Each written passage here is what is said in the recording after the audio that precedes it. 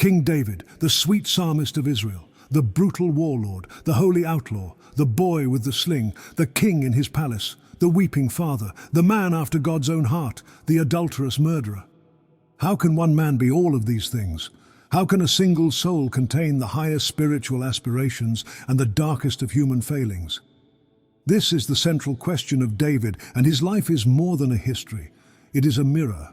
It reflects the deepest paradoxes of our own nature and the paradoxical nature of the divine as well. To understand this man, we must see his life, in all of its complexity, as a great transitus, a passage, a bridge between shepherd and king, between chaos and order, between the human and the divine. This video essay is the story of that bridge. According to Manly P. Hall, in his Secret Teachings of All Ages, one of the most profound mysteries of the Kabbalah centers on the soul of Adam, ADM, which is understood as a single essence manifesting through three key personalities: Adam, David, and the Messiah. What we have in front of us is thus a cosmic process of the world soul's development. Through this lens, Adam is the primal, involving soul, a concept that is rooted in a strange doctrine from the Jewish mysteries concerning the shadows of the gods. It is said that the Elohim, gazing down into the abyss, beheld their own shadows, and from these patterns created the inferior world. In the mysteries, the creation of man was depicted by tracing the outline of a divine being's shadow on a wall. Adam is this soul patterned on a divine shadow, the original spark descending into the material realm. The Messiah, on the other side, represents the perfected and evolving soul, the ultimate state of ascent, the return to the divine source, fully realized and redeemed. Between these two poles stands David as the vital agent of epigenesis. This is a biological term repurposed for mysticism that describes the process where new, more complex potential emerges from an existing form. David is, in this sense, the alchemical crucible. He receives the primal soul stuff of Adam with all its passions, potential, and connection to the earth. And through the fire of his life, his suffering, his sins, his profound repentance, and his ecstatic praise, he actively forges this raw material into something new. He is the conscious worker who develops the soul, making the emergence of the perfected state possible. He is the heart of the process, the active transformation of the past into the future.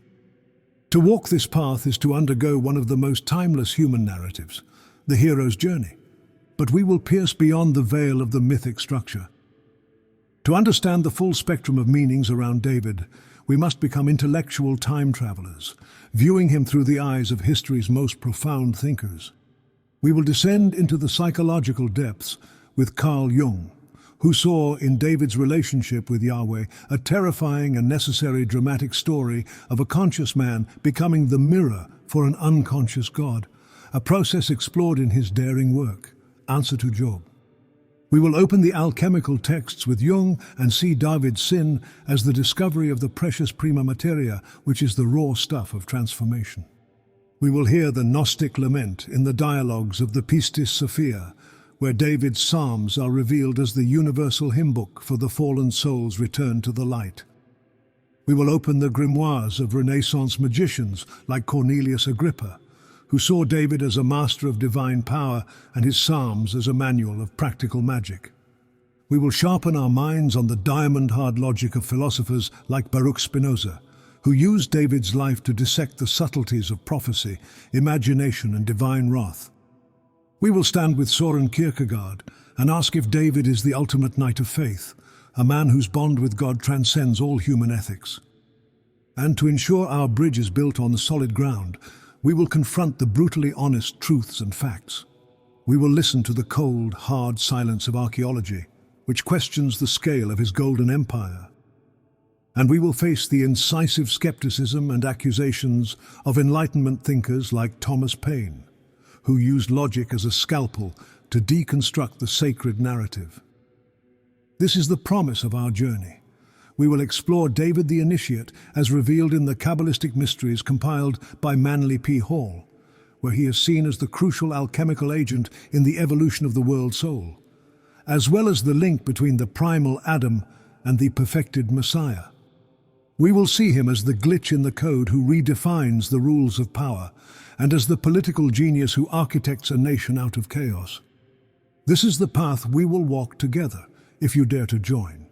The story of the man who was a bridge, the hero on his journey, the alchemist of the soul, and the focal point for one of humanity's most enduring and revealing conversations with itself. King David, as paradoxical as he is, the sweet psalmist, the fallen warlord, the one even God can't lie to, and the anointed shepherd.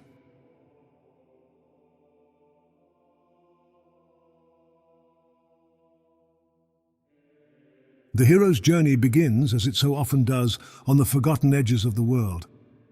But to understand the weight of this moment, you have to understand the failure that preceded it. The people of Israel had demanded a king to be like other nations, and they got one, Saul. He was chosen for exactly the reasons you might expect. He was tall, impressive, and a man who looked the part. The text says that from his shoulders upward he was taller than any of the people. He was a king of outward appearance, and that choice had curdled into a disaster of paranoia, insecurity, and spiritual failure. So now, the prophet Samuel arrives in Bethlehem on a secret mission from God. His task is to correct that first catastrophic mistake. He comes to the house of Jesse to find the real king. One by one, the strong, capable sons are presented, and as Samuel considers the impressive stature of the eldest, he's about to fall into the same trap. It is at this moment that God intervenes, delivering the theological key that will unlock the rest of David's story, and perhaps our own. He says to Samuel, "Do not look on his appearance or on the height of his stature, because I have rejected him. For the Lord sees not as man sees. Man looks on the outward appearance, but the Lord looks on the heart." The divine choice falls on the one who was absent, the one deemed so insignificant that he wasn't even summoned from the fields. There remains yet the youngest, Jesse admits, but behold, he is keeping the sheep. This is our introduction to David, the eighth son, the overlooked one, a boy described as being ruddy and had beautiful eyes and was handsome. And it is upon this youth that the prophet Samuel secretly anointed him as the future king of Israel, while Saul was still king, and took the horn of oil and anointed him in the midst of his brothers. In this momentous act, the Spirit of the Lord rushed upon David from that day forward, setting in motion a destiny that would completely change the entire spiritual history of the world. His grandiose future legacy, the trust and intimacy with the divine that would define his life, is captured in the immortal words, "The Lord is my shepherd, I shall not want." David here seems to place his life and desires in the hands of God entirely. Yet, as you will find out later, David did want many things, and he did everything he could to get them in a way that deserves to be called Machiavellian. But before we get into that discussion, to truly understand the archetypal journey his anointing begins, we must look beyond the chronicles and into the vast inner library of sacred lore. A profound legend, transmitted by the sage Ar-Huna Baridi in the Midrash Tehillim, and later referenced by Carl Jung in Psychology and Alchemy, reveals the spiritual blueprint of David's soul. In this story, the young shepherd finds the colossal Reem, the biblical unicorn, asleep in the desert. Mistaking its immense still form for a mountain, he calmly pastures his flock upon its back. The terror is unleashed when the creature awakens, shakes itself, and stands up in one titanic motion, lifting the unsuspecting David to a heavenly height. Stranded at this terrifying altitude, fearing he will perish, David makes a desperate vow to God. If brought safely down, he will build a temple whose size, in a moment of sublime awe and ego, would match the 100-cubit horn of the beast holding him captive. In response, the divine orchestrates a descent. A lion, the emblem of earthly royalty, appears below. The unicorn, seeing its natural king, is humbled by fear and crouches to the ground, bringing David with it. He is thus saved from the horns of celestial peril and spiritual inflation, only to be delivered to the lion's mouth. This midrash becomes a living commentary on the cry of the psalmist, "Save me from the lion's mouth, for thou hast heard me from the horns of the unicorns," revealing a timeless truth. The path to wholeness requires a perilous negotiation between the soaring heights of spiritual experience and the grounding, formidable power of our incarnate reality. This identity, the shepherd who becomes a king, places David in a lineage far older than Israel itself. He is an echo of the most ancient archetypes of the Near East, the stories of Dumuzid and Tammuz of Mesopotamia. The shepherd who becomes a divinity, the mortal who bridges the gap between the flock and the throne. His journey begins here, with his feet in the soil and his head, quite literally in the heavens.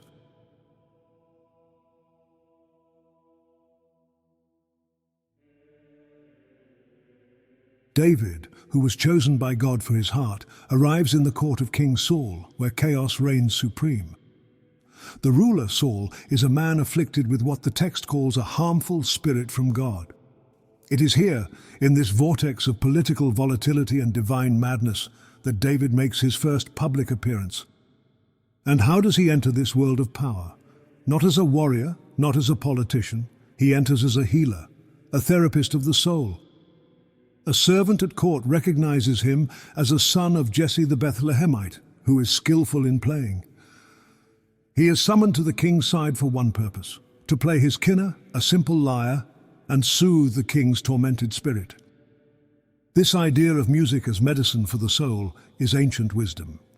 The Greek philosopher Pythagoras, as recorded by his student Iamblichus, was said to use specific melodies and rhythms to purify the soul, calm the passions, and restore harmony to the mind and body. For the Pythagoreans, music was a mathematical expression of the divine cosmos. To apply it correctly was to realign a disturbed soul with the universal order. Plato, in his Republic, takes this concept even further. For him, music was fundamental to the health of the state itself. He argued that certain musical modes could instill courage and temperance in the souls of the citizens, while others could lead to weakness and chaos. During the time of Plato, music was not yet a multi-billion-dollar entertainment industry that desperately wants to capture your attention at all costs. It was not the boring relic they teach today in the classrooms of public education either. It was a tool of political and ethical formation. In this light, David's actions are profoundly Platonic and Pythagorean. He is using musical harmony to bring order not just to a man, but to the powerful heart and body of the kingdom. Think about the profound nature of this entry. David's first act of statecraft is an act of music therapy. His first taste of influence comes from his ability to create harmony in a place of discord. He is at once Apollo, the god of the lyre and prophecy, and Orpheus, the mythic charmer whose music could tame wild beasts and the forces of the underworld, including Hades himself. The text is explicit. Whenever the harmful spirit from God was upon Saul, David took the lyre and played it with his hand. So Saul was refreshed and was well, and the harmful spirit departed from him. Think about the strategic brilliance of this position. In a court filled with warriors and sycophants, David carves out a unique niche of power. He becomes the king's therapist, his addiction, his only source of peace. This is an acquisition of immense soft power. He ensures that his well-being is directly tied to the king's own, making himself, for a time, the safest man in a court of chaos. So let's be clear about what's happening here. God is essentially playing chess with himself, using the king's mind as the board. He sends the madness, and then he sends the musician to calm it. David is the divinely sent antidote to a divinely sent poison. This reveals less about a cure and more about the complex, even theatrical nature of the deity David serves. What's certain is that David becomes essential according to this storyline. And in a moment of stunning literary foreshadowing, Saul gives the musician a military title. He becomes the king's armor-bearer. The man whose destiny will be secured by rejecting the king's armor is first brought into the inner circle as its keeper. The text is telling us subtly that David's path to power involves mastering the tools of the old kingdom, only to later cast them aside. His power at this stage is therefore a complex and multifaceted instrument. It is the power of the artist, using vibration to order a chaotic mind. It is the power of the strategist, acquiring immense soft power and making himself indispensable to the king. It is the power of the literary hero, mastering every human endeavor. And at its deepest level, it is a theological power playing the role of the cure in a complex divine game. This is the first echo of the man whose psalms would for millennia be used to soothe the troubled spirits of millions. His journey into the world of men begins here as a healer, a politician, a paradox, and a master of calming the storm in another's soul, without yet knowing the tempests that rage within his own.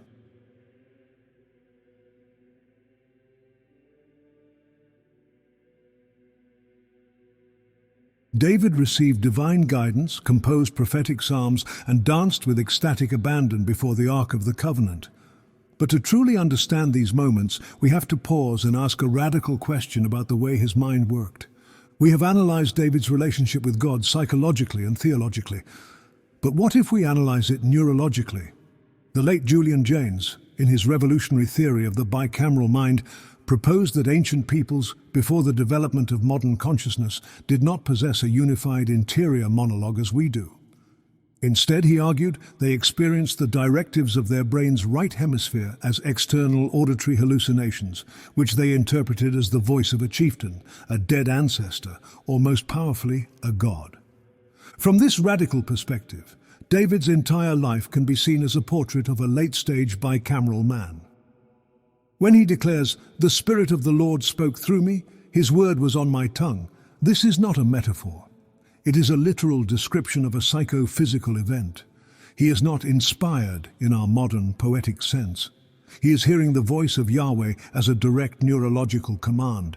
His prophetic fugues, his poetic frenzies, and his uninhibited dance can be seen as manifestations of a mentality where the wall between the two brain hemispheres was thinner, more permeable. But David's story will also capture the moment this ancient mentality begins to fracture. Later in our story, we will witness a profound shift, a moment when David, for the first time, acts on a powerful internal narrative desire of his own. We will see him construct a complex deception, attempting to outwit not just his fellow man but the divine voice that speaks to him. The dramatic confrontation that follows this act will mark the dawn of a new kind of accountability, the birth of an internal moral space where a man can be judged for his own actions. This lens is profoundly enlightening because it reframes our central question. It is no longer just, what did God tell David, but rather, what was the nature of human consciousness when it experienced the divine as a voice within its own mind? In David, we may be witnessing one of the last and greatest figures standing on the precipice between an ancient God-haunted consciousness and the birth of the modern introspective self.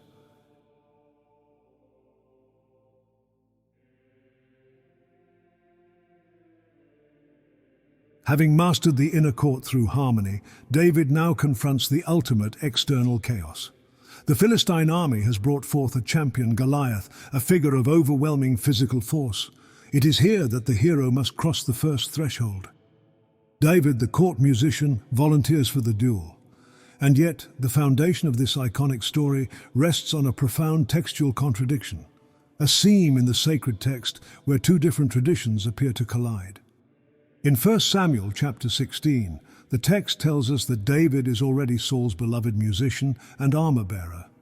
But in the next chapter, 1 Samuel chapter 17, as David steps forward to fight Goliath, the king has no idea who he is, asking his general, "Whose son is this youth?" For a rationalist like Thomas Paine, this is proof that the text is a flawed human creation. For us, it is a sign that we are entering the realm of pure myth, where narrative consistency is less important than archetypal truth. When Saul questions his ability, David provides an evidence-based argument from his own lived experience. "Your servant has been keeping his father's sheep. When a lion or a bear came, I went after it, struck it, and rescued the sheep. The Lord who rescued me from the paw of the lion and the paw of the bear will rescue me from the hand of this Philistine." King Saul offers him the conventional tools of power, his own royal armor. But David rejects it. "I cannot go with these," he says, "for I have not tested them." This is a pivotal moment. He is refusing to fight on the world's terms. He will rely on the tools of his own humble experience. He takes 5 smooth stones from a brook and a shepherd's sling. In the language of Friedrich Nietzsche, this is a transvaluation of values. David is rejecting the entire master morality of the warrior class that revolves around strength, armors, and conventional power, and is imposing his own slave morality through his cunning, faith, and power of the overlooked, onto reality through a supreme act of will. In other words, he is rewriting the rules. As he approaches the giant, he delivers his theological mission statement, his battle cry. "You come against me with sword and spear and javelin, but I come against you in the name of the Lord Almighty. This day the Lord will deliver you into my hands, and the whole world will know that there is a God in Israel." But to see this as a simple duel is to miss the point. As we already stated, David's story is a profound shift in human consciousness. The struggle between order and chaos is the oldest story in the world. The Babylonians saw it as a cosmic battle between gods and monsters like Marduk and Tiamat. The ancient Near East was filled with myths of a champion of divine order defeating a monstrous agent of chaos. David's story takes this universal myth and does something revolutionary. It personalizes it. Goliath is the external monster and the visible agent of chaos. But the far greater monsters of pride, lust, doubt are within David. He teaches that the most important battles are not fought on the plains of Elah, but in the midnight chambers of the soul.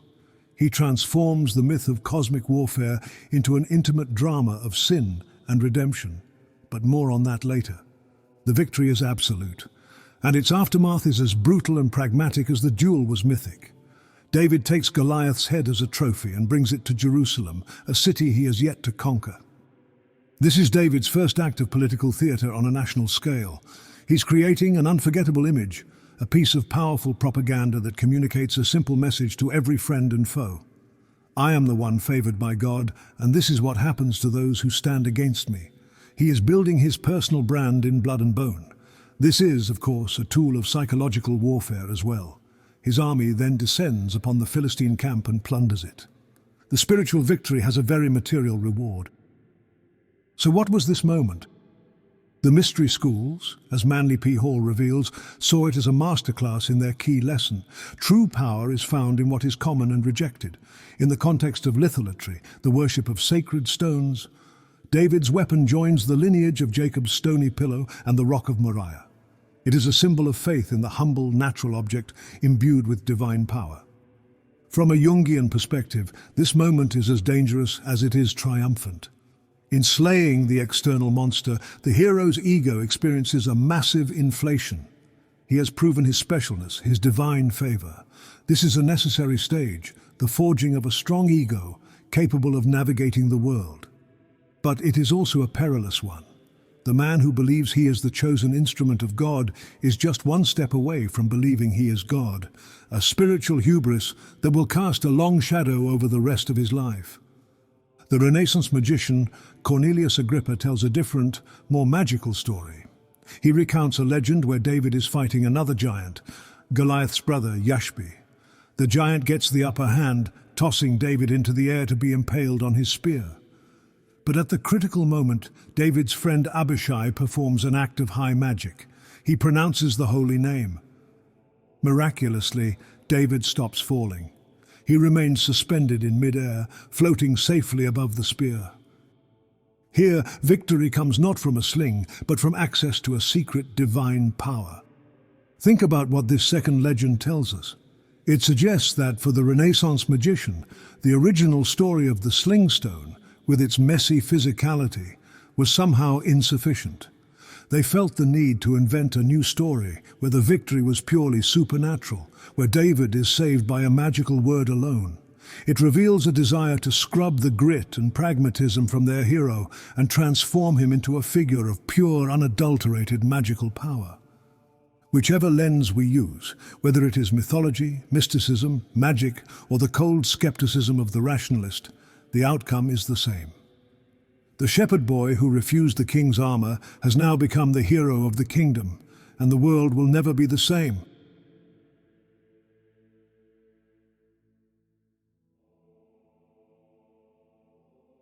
The hero's victory is never a simple thing. It unleashes new and more complex forces. David's triumph over Goliath propels him to national fame, but it also casts a long and dangerous shadow. The sound of celebration becomes the trigger for the king's paranoia.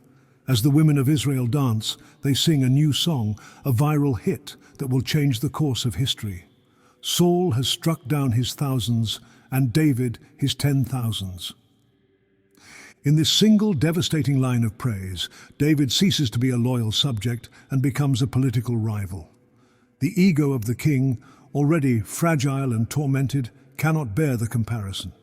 And it is in this moment of rising tension that we witness two profoundly different reactions, two forms of love that will define the next chapter of David's life. First, there is the love of the heir apparent, Saul's own son Jonathan. The text tells us that Jonathan's soul was knit to the soul of David, and Jonathan loved him as his own soul. A spiritual recognition. Jonathan sees David's true essence, his divinely chosen nature, and immediately forms a sacred bond, a covenant. He gives David his own royal robe, his armor, his sword, and his bow, symbolically transferring his own birthright to the shepherd boy. It is a pure, selfless love that recognizes and affirms David's destiny. And then there is the love of the king, which has now curdled into its opposite. Consumed by jealousy, Saul's paranoia becomes lethal. Twice, as David plays the lyre to soothe him, the king hurls a spear, attempting to pin him to the wall. The music that once brought him peace now provides the soundtrack for his murderous rage. Saul's next move is even more cunning. He offers David the hand of his daughter Michal in marriage, a seemingly great honor that will bind David to the royal house, but it comes with a bloody price. To earn her hand, David must bring the foreskins of 100 Philistines. It is a trap, a mission designed to get him killed. But David, in a display of his burgeoning prowess as both a warrior and a political operator, returns with proof of 200 slain enemies. He wins the princess, but he does so by turning the king's murderous trap into another stunning military triumph. This marriage is also a calculated act of co-opting the dynasty. In the ancient world, marrying the king's daughter was a classic move for an ambitious outsider to gain legitimacy and a potential claim to the throne. David is no longer just a popular, charismatic warrior. By entering the royal family, he transforms himself into a plausible successor. Saul, in his cunning, thinks he is setting a trap, but he is also unwittingly giving David what he needs most: a legal and social foothold within the power structure he is destined to overthrow. Here, in the shadow of the throne, David's journey becomes infinitely more complex. He is no longer just a hero or a healer. He is now a political figure, caught between the pure, covenantal love of the man who should be his rival and the paranoid, transactional hatred of the king he serves. And at this moment, something profound happens to his identity. He ceases to be a person and becomes a symbol. To Jonathan, he is the symbol of the divinely chosen future. To Saul, he is the symbol of the usurper. He becomes a living screen upon which the hopes and fears of the house of Saul are projected. His life is no longer his own. His next great challenge is to navigate this treacherous new reality, where his actions are less important than what people believe his actions mean.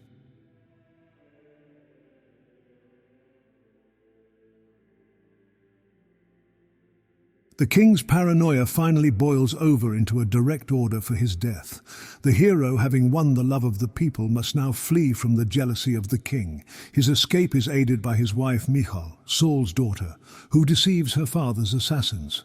And so begins the next great stage of his journey: the road of trials. David becomes a fugitive, an outlaw in the wilderness of his own kingdom. And who follows him into this exile? The text is brutally honest. If you expected a noble militia of patriots, his followers were everyone who was in distress, and everyone who was in debt, and everyone who was bitter in soul. David becomes the captain of the dispossessed, a rogue commander of a private army of malcontents and mercenaries. In the wilderness, David is building a shadow kingdom. With his 400 men, he establishes a sphere of influence, dispensing his form of justice and building the loyalties and military framework of his future reign, before he ever sits on the throne. In this wilderness, his character is forged through a series of profound tests. To feed his men, he breaks religious law by eating the consecrated bread from the priests at Nob. an act of necessity later referenced by Jesus himself. This establishes him as a new archetype, the holy outlaw, a figure whose divine mandate places him above the conventional rules when survival demands it. And yet, this act has tragic consequences, as Saul's paranoid rage is unleashed upon the priesthood, a massacre that serves as a catastrophic political blunder for the king, driving religious legitimacy directly into David's camp. To escape capture by a Philistine king, David debases himself, feigning madness and letting spittle run down his beard. A clever trick and a moment of profound psychological irony. A sane man must pretend to be mad to escape a madman who believes he is sane. From an alchemical perspective, this is a necessary humiliation, a descent into the shadow. It is the nigredo, the blackening stage, where the ego-inflated hero must confront his opposite, his most pathetic self, before he can be reborn as a wise king. David becomes a master of realpolitik, learning to play great powers against each other. He temporarily allies himself with the Philistines at Ziklag, using the protection of his nation's greatest enemy as a shield while he builds his strength, deceiving their king with a brilliant double game. And it is here that he faces his ultimate trial as a leader, a true crisis of charisma. While he is away, his town of Ziklag is burned to the ground by Amalekites, and all the women and children, including his wives, are taken captive. His men, in their grief and despair, speak of stoning him. His power, which is purely personal and exists only as long as his followers believe in him, evaporates. At this moment of absolute crisis, the text says that David strengthened himself in the Lord his God. It is the act of a leader who, having lost the faith of his men, must find a deeper, unshakable source of authority within himself to project the absolute confidence needed to win them back. He pursues the raiders, and in a stunning display of leadership he recovers everything and everyone. Nothing is missing. It is the final trial of his fugitive years. He has proven he can lead, that he can survive through cunning and faith, and that he can turn disaster into total victory. The outlaw has been tested, and it is from the crucible of this suffering that his most powerful art is born.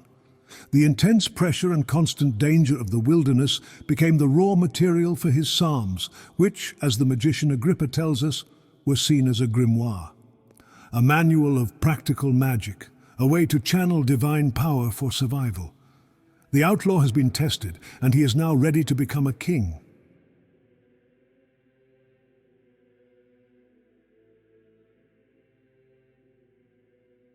The outlaw, now a proven leader of men and a master of survival, enters the final phase of his waiting. It is here in the wilderness that he is presented with the ultimate temptation, the ultimate test of his character. Twice the author of the story places his sworn enemy, King Saul, directly into his hands.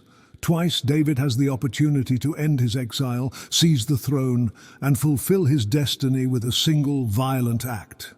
In the first instance, in a cave at En-Gedi, David stealthily approaches the vulnerable king and does nothing more than cut off a corner of his robe, an act he immediately regrets as an offense against the sacred office of the king. In the second, even bolder instance, he and his men creep into Saul's sleeping camp at night. They stand over the king, and instead of taking his life, they simply take his spear and his jug of water, the symbols of his power and his life, and then they vanish into the darkness. These are profound acts of piety and restraint. They demonstrate a character who, despite being a ruthless warlord when necessary, holds a deep reverence for the divine order. He refuses to seize the crown by force, choosing to wait for it to be given by the same divine will that first anointed him. But do not mistake this piety for passivity. In this same period, David's pragmatism is on full display. We witness the saga of Nabal, a wealthy but foolish landowner. From one perspective, this is a textbook case of a warlord running a protection racket. David, the commander of a private army in the wilderness, sends a message to Nabal that amounts to, "We've been protecting your shepherds. Now pay us tribute." When Nabal refuses, David's immediate response is to saddle up with 400 men to slaughter every single male in Nabal's household. But this is not justice and righteousness anymore. David is enforcing his authority as the de facto power in the region. He is only stopped by the brilliant diplomatic intervention of Nabal's wife Abigail, a sharp political actor who understands the new reality far better than her husband. She recognizes David's destiny, addresses him as the future king, and with a carefully chosen tribute, saves her household from his wrath. When her foolish husband dies of shock shortly after, David takes the wise and politically astute Abigail as his wife, along with Ahinoam of Jezreel, securing powerful new alliances. So here we see the two faces of the king in waiting: the pious man who refuses to harm God's anointed, and the pragmatic warlord who is ready to annihilate a household for a perceived slight. And it is from this tension, this violent oscillation between earthly deeds and divine communion, that his most powerful magic is born. The Renaissance magician Agrippa tells us that the Psalms born from this period were seen as a functional grimoire, a manual of practical magic.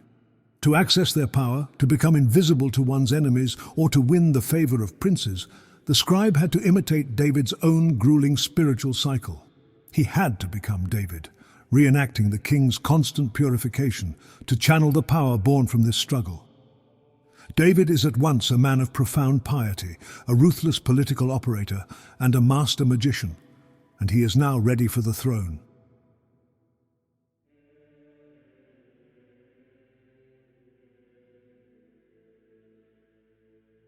The long wait is over. After the news of Saul and Jonathan's death on the battlefield, David's first act is one of profound grace. He composes a beautiful, heartbreaking lament, the Song of the Bow, mourning his enemy and his beloved friend alike.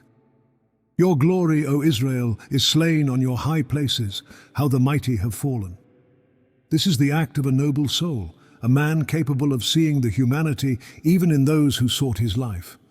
His path to the throne is a two-act drama. First, he is anointed king over his own tribe of Judah in the city of Hebron. This is followed by a long and brutal civil war, a struggle between the fading house of Saul and the ascendant house of David. Finally, at the age of 30, the elders of all the tribes come to Hebron and make a covenant with him. David is anointed king over a unified Israel. And what kind of king is he? The text, without apology, shows us a ruler of absolute and brutal effectiveness. To consolidate his power and secure his borders, his methods are terrifyingly pragmatic. With the conquered Moabites, he forces them to lie down and measures them with a cord, systematically executing 2/3 of the population. With the Ammonites, the description is even more horrific. He puts them to work with saws and with iron picks and with iron axes, and made them pass through the brick kiln. This is a raw description of mass enslavement and state-sanctioned torture. The easy, modern response is to condemn him. But the more honest, more difficult conversation is to ask, could it have been any other way? Let's be objective about the world he lived in. The late Bronze Age collapse had plunged the region into centuries of chaos. There were no stable states, no international laws, and no police forces. There was only power. In such a world, qualities like mercy and fairness were luxuries that led to extinction.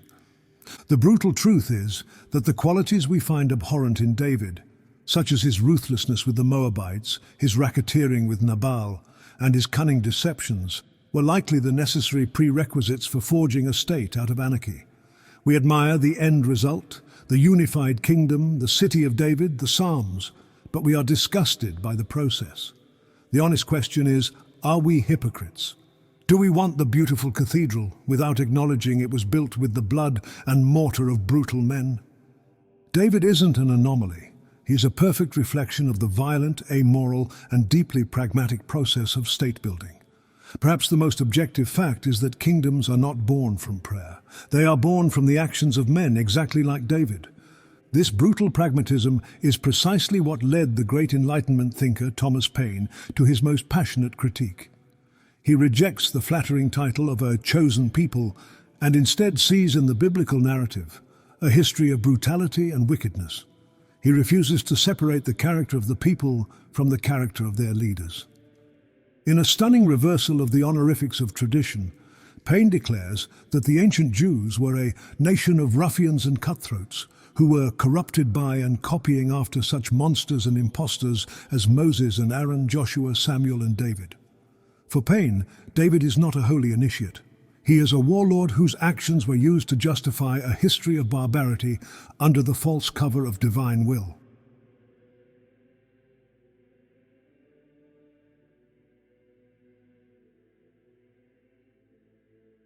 Having won the crown, the new king now needs a capital, and his choice is a masterstroke of political genius. He doesn't choose a city from his own tribe of Judah, which would alienate the northern tribes, nor does he choose a northern city, which would alienate his southern base. Instead, he conquers the Jebusite fortress of Jerusalem, which was a neutral city belonging to no tribe, situated perfectly on the border between north and south, and he makes it his own personal possession, a perfect unifying center for a divided people. But a political capital is insufficient. It must become a spiritual heart. David's next great act is to bring the Ark of the Covenant, the most sacred object in all of Israel, to his new city. This is his attempt to fuse political power with divine presence, and this is where he encounters a power far more volatile than any human king. The first attempt to move the Ark ends in disaster. A man named Uzzah, seeing the Ark totter on the cart, reaches out his hand to steady it. For this simple, well-intentioned act, he is struck dead on the spot by the raw, untamable holiness of the object. The text says, "The anger of the Lord was kindled against Uzzah." Here, David learns a crucial lesson about the theology of terror.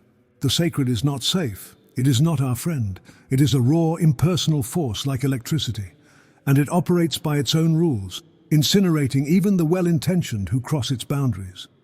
David, who had enjoyed such a personal, charismatic relationship with his God, is now angered and deeply frightened. He has come face to face with the mysterium tremendum, which is the terrifying and awesome mystery of the divine.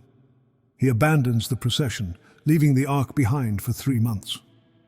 The second attempt is different. David has learned his lesson. This time the ark is carried with the proper reverence. And as it enters the city, David, the mighty king, casts off his royal robes. He wears only a simple linen ephod, the humble garment of a priest, and in this state he dances before the Lord with all his might. This is a whirlwind of ecstatic devotion. This is the bicameral man we spoke of, his consciousness permeable to the divine, expressing his piety not with solemn words, but with the raw, uninhibited energy of his entire body. It is also an act of brilliant political theatre. By stripping off his royal robes and dancing among the common people, David erases the distance between the king and his subjects. Unlike the brooding, distant Saul, he performs his piety in a way that is accessible, emotional and deeply relatable, creating a powerful bond with the masses. He's at once the priest-king, the shaman, the lover and the populist, lost in a dance of pure communion. But this ecstatic union is viewed through a different set of eyes.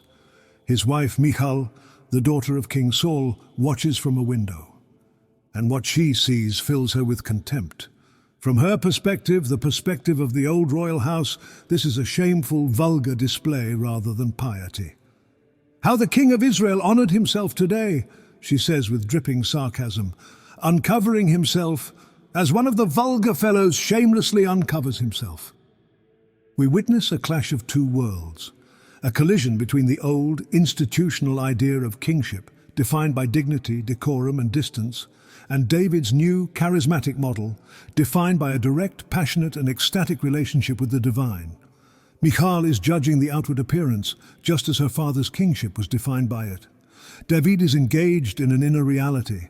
David represents a more ancient, shamanic religion of direct, uncontrolled and ecstatic experience. The text tells us that for her scorn, Michal was judged with barrenness. Her scorn is the scorn of the priest for the prophet. A symbolic end to the old royal line's ability to produce a future. It is a profound statement on the barrenness of a faith that has become too rigid, too concerned with outward appearances, and has lost its connection to the raw, chaotic, life-giving force of ecstatic communion. The new kingdom will be born from this new, wilder form of faith.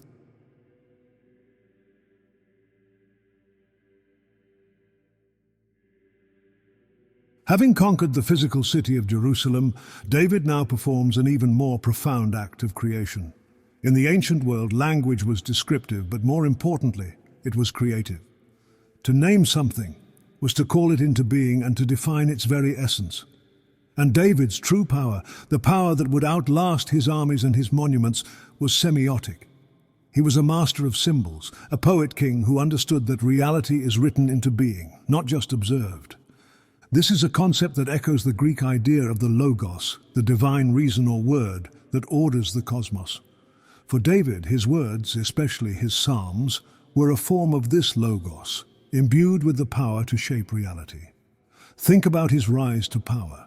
It is a series of profound linguistic and symbolic acts. The civil war is framed as a battle of essences, the house of Saul versus the house of David. He conquered a city and renamed it the City of David, making it a permanent extension of his own identity. This is an act of conquest through branding, overwriting the history of the Jebusites with his own narrative. He wins the war of symbols before he ever wins the war of swords. And as we know, the name endures to this day. From this perspective, David is a glitch in the code of his time. The established rules of Israelite life were clear. Kings come from noble lines, only priests eat consecrated bread, and victory comes from armor and armies. David breaks every single rule. He is a shepherd, an outlaw, a musician who uses a sling. In the language of semiotics, he is a floating signifier, an element that does not fit the established system, and by its existence, forces the entire system of meaning to reconfigure around it. He is a creative disruption that redefines what is possible. His kingdom will one day crumble, his dynasty will face turmoil, but his words, his psalms, will achieve the true immortality he sought. Thus, he didn't just rule a kingdom, he authored it.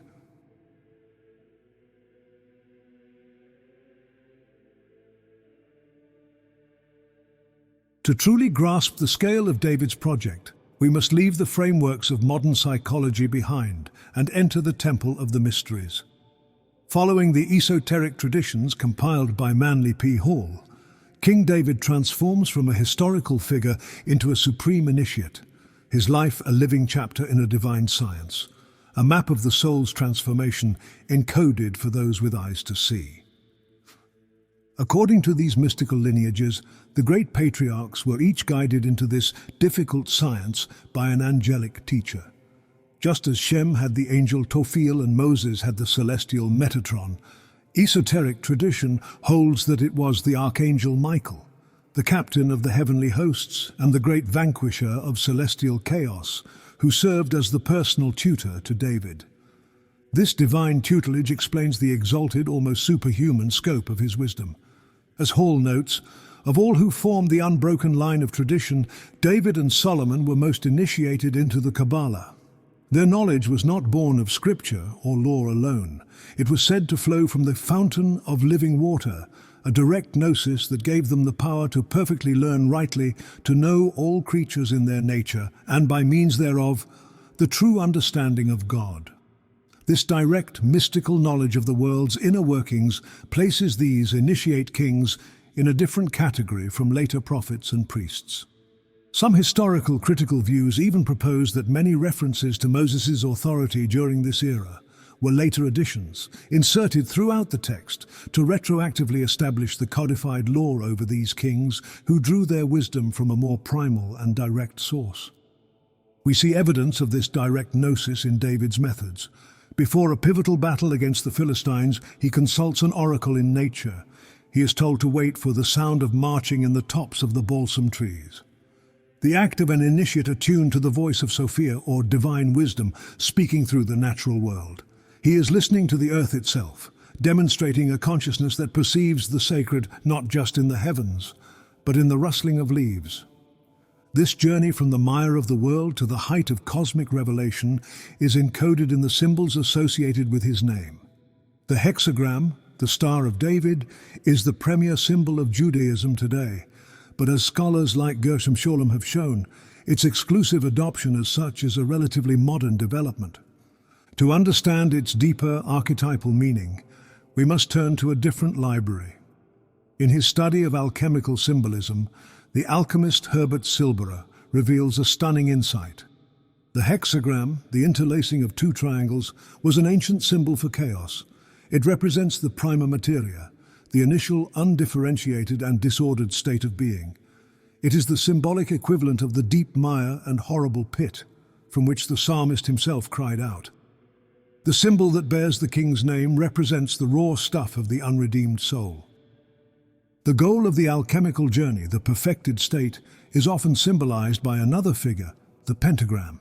In ancient traditions, this five-pointed star, frequently stylized as a five-petaled flower like a rose or a lily, represented the perfected human, the microcosm in harmony. It was a symbol for the celestial abodes, the house of eternity, the fully realized city of God, the heavenly Jerusalem. Here the connection becomes luminous. David, the historical king, conquers the earthly city of Jerusalem. But in the grammar of the soul, this act is a system. The ultimate purpose of the spiritual work, the ordering of the chaotic soul represented by his star, is the building of an internal, perfected state, the heavenly Jerusalem. Thus, David's legacy provides us with the entire symbolic arc of spiritual transformation. He gives voice to the initial cry from the depths of chaos, represented by the hexagram that bears his name. And the city he founded on a hill becomes the ultimate symbol for the state of divine order that can be achieved when that chaos is reborn as cosmos. This reframes his entire royal project. It was cosmogonic, an act of world creation.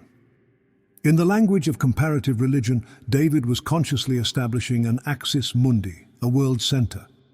By conquering the mountain fortress of Jerusalem and placing the Ark of the Covenant, which was God's literal footstool on earth, at its heart, David was driving a sacred pin through the fabric of reality, creating a point of absolute connection between heaven and earth for his people.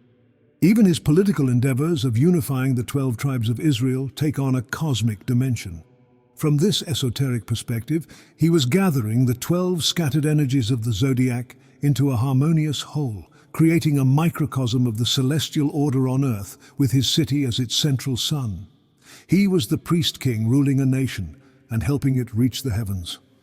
The axis mundi in human form, whose life and actions were dedicated to transforming the mire of the world into a city of God.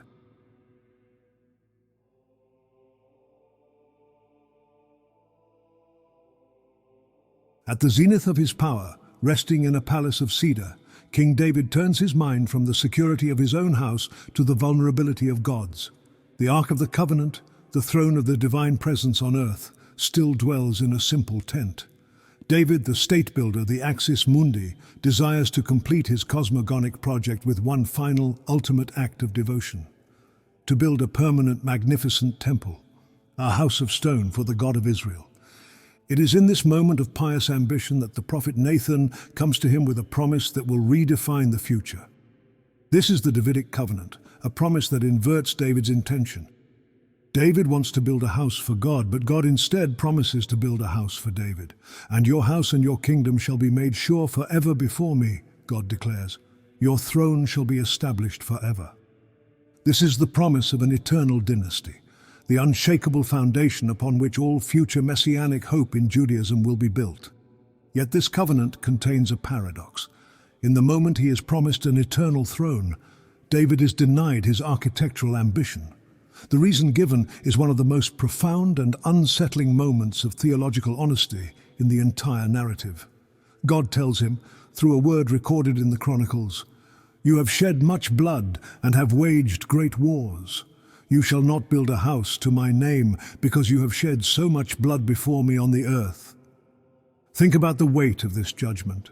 The qualities that allowed David to forge a unified kingdom out of chaos, such as his warrior strength, his brutal effectiveness and his bloody pragmatism, are the same qualities that disqualify him from building its sacred heart. The state builder cannot be the temple builder. The task must pass to his son, Solomon, who will be a man of rest. The violent, active work of one generation secures the foundation upon which the contemplative, peaceful work of the next can be built. David wins the kingdom, but Solomon will give it its soul of stone. So why was this man of blood worthy of a grace so enduring? The text gives us clues, showing us a king who could embody the principles of the covenant he received. We see this in his treatment of Mephibosheth, the disabled son of his beloved Jonathan. In an age where a new king would typically exterminate all remnants of the previous dynasty, David seeks him out. "Do not fear," he says, "for I will show you kindness for the sake of your father Jonathan, and you shall eat at my table always." This is David modeling God's grace. He is embodying hesed or covenantal faithfulness, acting towards the house of Saul, as God will act towards the house of David, preserving a remnant for the sake of a past love. This character inspires a loyalty that borders on the supernatural. His elite warriors, the Gibborim or mighty men, are legends in their own right. In one of the most poetic moments in the story, 3 of these men, hearing David long for a drink from the well of his childhood in Bethlehem, break through the Philistine lines at the risk of their own lives, retrieve the water, and bring it back to their king. But it is David's response that reveals the heart of the covenant holder. He will not drink it. He sees the water not as water, but as the lifeblood and soul force of the men who risked everything for his passing whim. He pours it out on the ground as a holy libation to God. "Far be it from me, O Lord, that I should do this," he declares. "Shall I drink the blood of the men who went at the risk of their lives?" In this single act, he transforms a personal gift into a sacred offering, showing a profound piety that honors the lives of his men above his own desires. This is the king who understood the true cost of devotion. And the power of this devotion, this covenant, echoed far beyond his own life. Decades later, his son Solomon, the man of rest, has brought the kingdom to its golden age, only to fill it with foreign idols and turn his own heart from God. He breaks the covenant. And when God confronts him, ready to tear the kingdom apart, an extraordinary thing happens. God twice declares that he will stay his judgment. "For the sake of David, my servant, I will not take the kingdom from thee in thy lifetime." David's name alone becomes a shield. His spiritual capital is so immense that it covers the moral debts of his successor.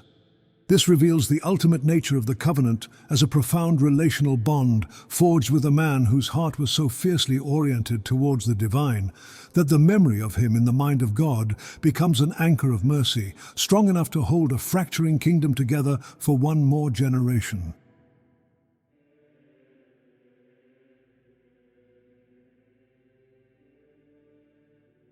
The psalmist, the fugitive, the lover, the warrior.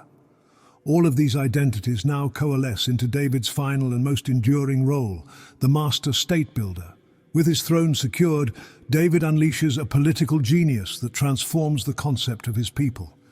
He becomes a brilliant military commander, systematically subduing the surrounding enemies, including the Philistines, Moabites, Edomites, and Arameans, who had plagued the tribes for generations. But conquest without governance is pure tyranny. The text is clear that David's project was one of order. So David reigned over all Israel, and David administered justice and equity to all his people. He establishes the machinery of a modern state, creating a formal cabinet with a commander of the army in his notoriously effective General Joab, a royal historian or recorder, and a structured priesthood, the scaffolding of a true kingdom. To understand the magnitude of this innovation, we can look through the lens of the great sociologist Max Weber, who saw history as a drama between two kinds of power. David's rise is a perfect archetype of charismatic authority. His power is raw, personal, and flows directly from his perceived divine favor and his history of miraculous victories. The mighty men were loyal to David the man, not to a crown or a flag. His authority was as potent and as volatile as lightning. The great challenge of his entire reign was therefore to pour this liquid charisma into the permanent, solid vessel of institutional authority. And this is precisely what he does. The neutral capital city, the formal cabinet, and the establishment of an eternal royal dynasty. Each is an act of transmuting his personal power into a stable, enduring system. His son Solomon represents the ultimate triumph of this project.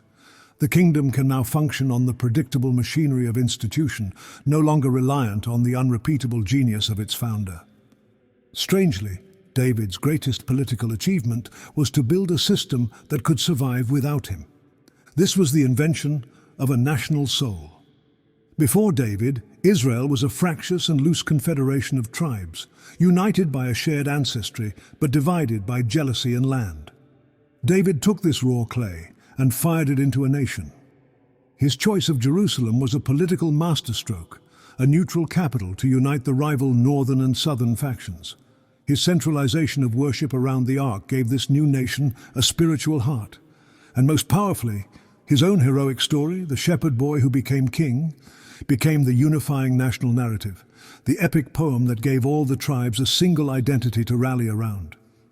David was the architect of the concept of those people. And when we look at the esoteric signature on this life's work, the patterns are breathtaking. David's reign in his holy city of Jerusalem lasted for 33 years.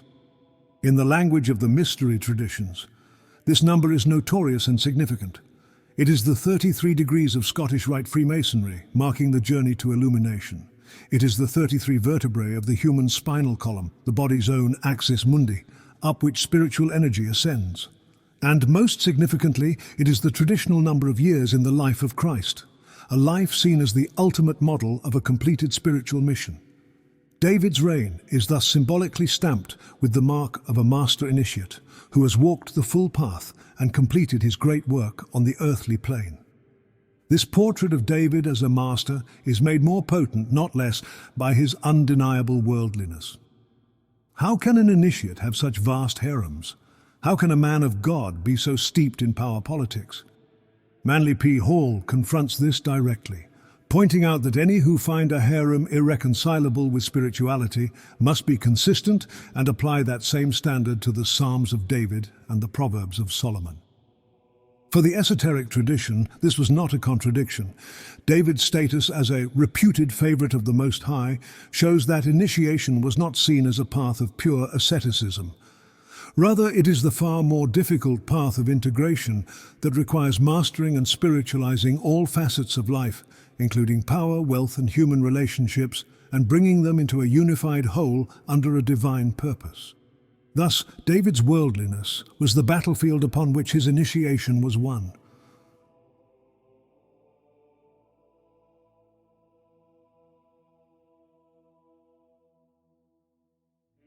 There is a story relayed by the medieval sage Ibn Ezra and retold by Carl Jung of a wise and deeply religious scholar in Spain who could not bring himself to read one specific chapter of the Bible aloud. The recitation of the 89th Psalm was, for him, an act of sorrow too profound to bear. To understand his heartbreak, we must enter the psalm ourselves. It begins with a recitation of the most secure and powerful promise of eternal favor in the entire biblical narrative. God makes a sworn, unbreakable oath to King David. I will not remove from him my steadfast love, or be false to my faithfulness.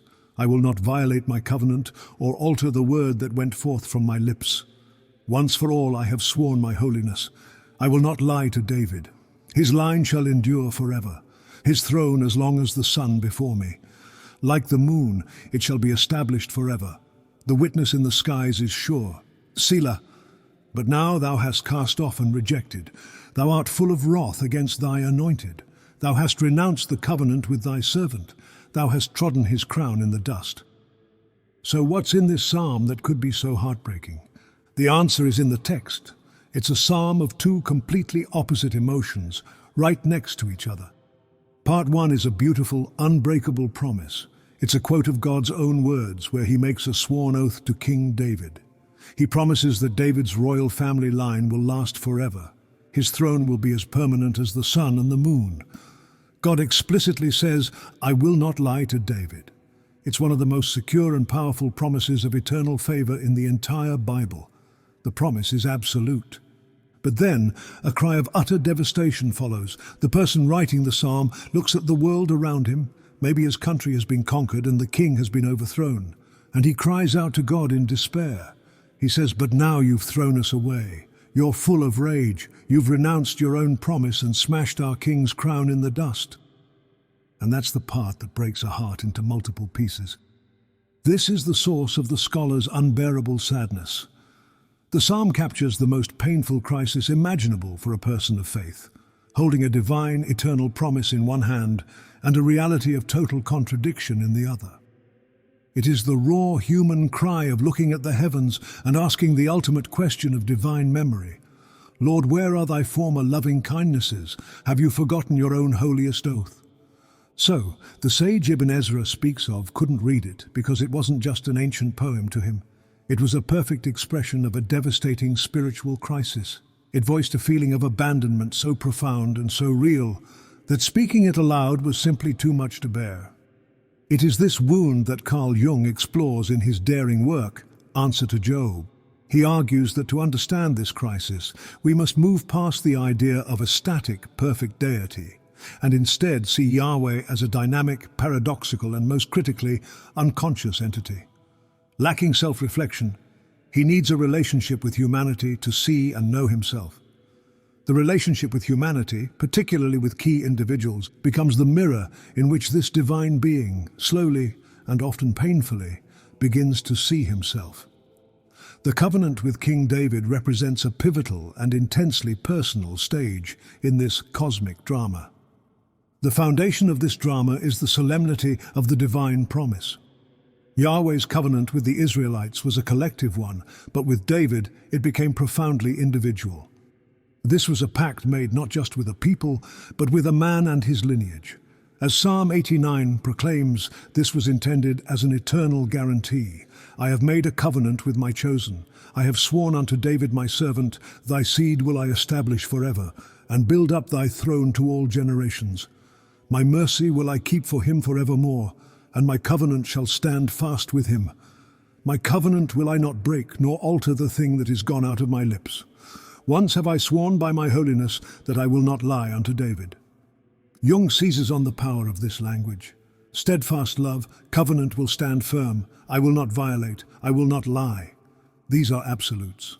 They form the foundation of the relationship, establishing an expectation of divine consistency and moral integrity.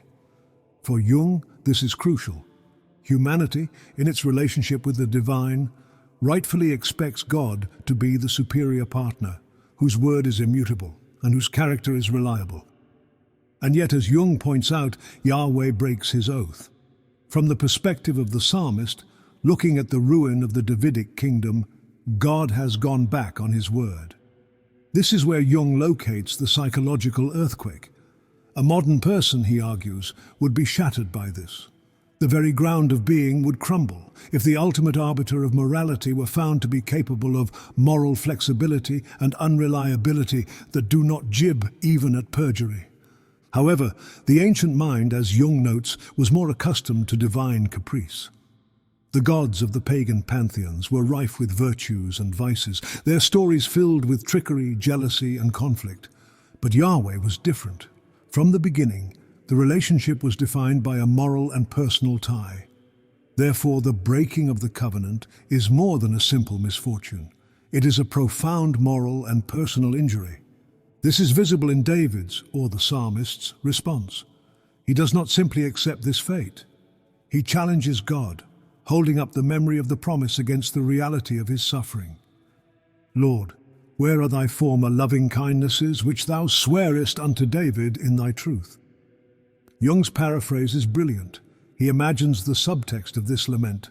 For heaven's sake, man, pull yourself together and stop being such a senseless savage. The human partner, in his appeal to reason, memory, and fairness, demonstrates a moral and intellectual consciousness that his divine counterpart seems to lack. David, the human, is forced to become the mature, rational party in the relationship. He has to humor the raging, unconscious deity to avoid annihilation, all the while appealing to a standard of justice that Yahweh himself established but fails to uphold. To truly grasp the depth of this dynamic, we must look closer at David himself. The Bible paints a picture of a man of profound contradictions, making him the perfect foil for an equally paradoxical God. David is a man of deep faith and intimacy. His relationship with Yahweh is passionate and personal.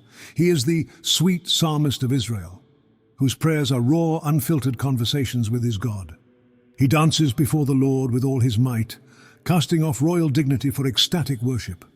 This intense relatedness is what makes the covenant so meaningful and its breach so devastating. Yet David is also a man of moral failure. David is far from perfect. His lust for Bathsheba leads him to commit adultery and orchestrate the murder of her husband Uriah, a loyal soldier. It is a calculated, grievous sin. When confronted by the prophet Nathan, David's response is immediate and total. I have sinned against the Lord. He does not make excuses, he accepts his guilt and endures the tragic consequences. In this, David demonstrates a capacity for self-reflection and moral accountability that Jung argues Yahweh lacks at this stage. David knows he has done wrong and is conscious of his own darkness. He is also a man of suffering and lament. David's life is filled with peril and sorrow. He flees from Saul, mourns the death of his rebellious son Absalom, and faces the consequences of his own actions. The Psalms are a testament to this raw chronicle of fear, despair, and pleas for deliverance. But this suffering forges in him a profound consciousness. He is acutely aware of the fragility of life and the pain of divine absence. This brings us to Jung's central thesis. Yahweh, as portrayed in these texts, is a personality who can only convince himself that he exists through his relation to an object. He is pure, undifferentiated energy. He needs an object such as Israel and David to know himself. Lacking self-reflection, his qualities are not integrated. He can be total justice and its total opposite simultaneously, leading to contradictory actions like making an eternal vow and then breaking it, or creating humanity and then regretting it. Morality, Jung states, presupposes consciousness. Yahweh is too unconscious to be moral. He simply acts out the totality of his being, which contains all opposites. In this framework, David's role becomes cosmically significant. By holding Yahweh accountable, by appealing to reason and the memory of the covenant, David is acting as a vessel of emerging consciousness. He, the mortal man with his profound flaws, but also his capacity for self-reflection, love, and moral reasoning, becomes the teacher of his God. He provides the reflection in which Yahweh can begin to see his own contradictions. The pain and confusion expressed in the Psalms are the birth pangs of a new level of consciousness, not just for humanity, but for the God image itself. The covenant with David and its dramatic breach force a development. It necessitates a future incarnation, a God who will come to know suffering and human limitation from the inside. A development Jung sees culminating in the figure of Christ. The crisis initiated by the broken covenant with David was not a fleeting disappointment. Jung argues it became a literary deposit in the scriptures, a spiritual wound that remained unhealed. The raw emotion of Psalm 89, with its pointed questions to God, did not simply evaporate. For the thoughtful people who read the scriptures with devotion, a terrifying question now lingered in the sacred texts. What does it mean to worship a God who can violate his own holiest oath? Jung suggests that it is historically possible that these considerations influenced the author of the Book of Job. The unanswered paradox of David's fate created the theological and psychological space for the story of Job to emerge. If the covenant with the chosen king could be broken, what did that mean for the righteous individual? The problem had to be escalated. David's story opened the wound. Job's story would pour salt in it. Job begins where David's lament leaves off. He is the quintessentially righteous man who, like David, initially operates under the assumption of a just and predictable divine order. He believes in a covenant of good behavior, that piety will be rewarded and sin punished. But his ordeal teaches him a far more incisive lesson than even David learned. When Yahweh finally speaks from the whirlwind, he does not answer Job's plea for justice.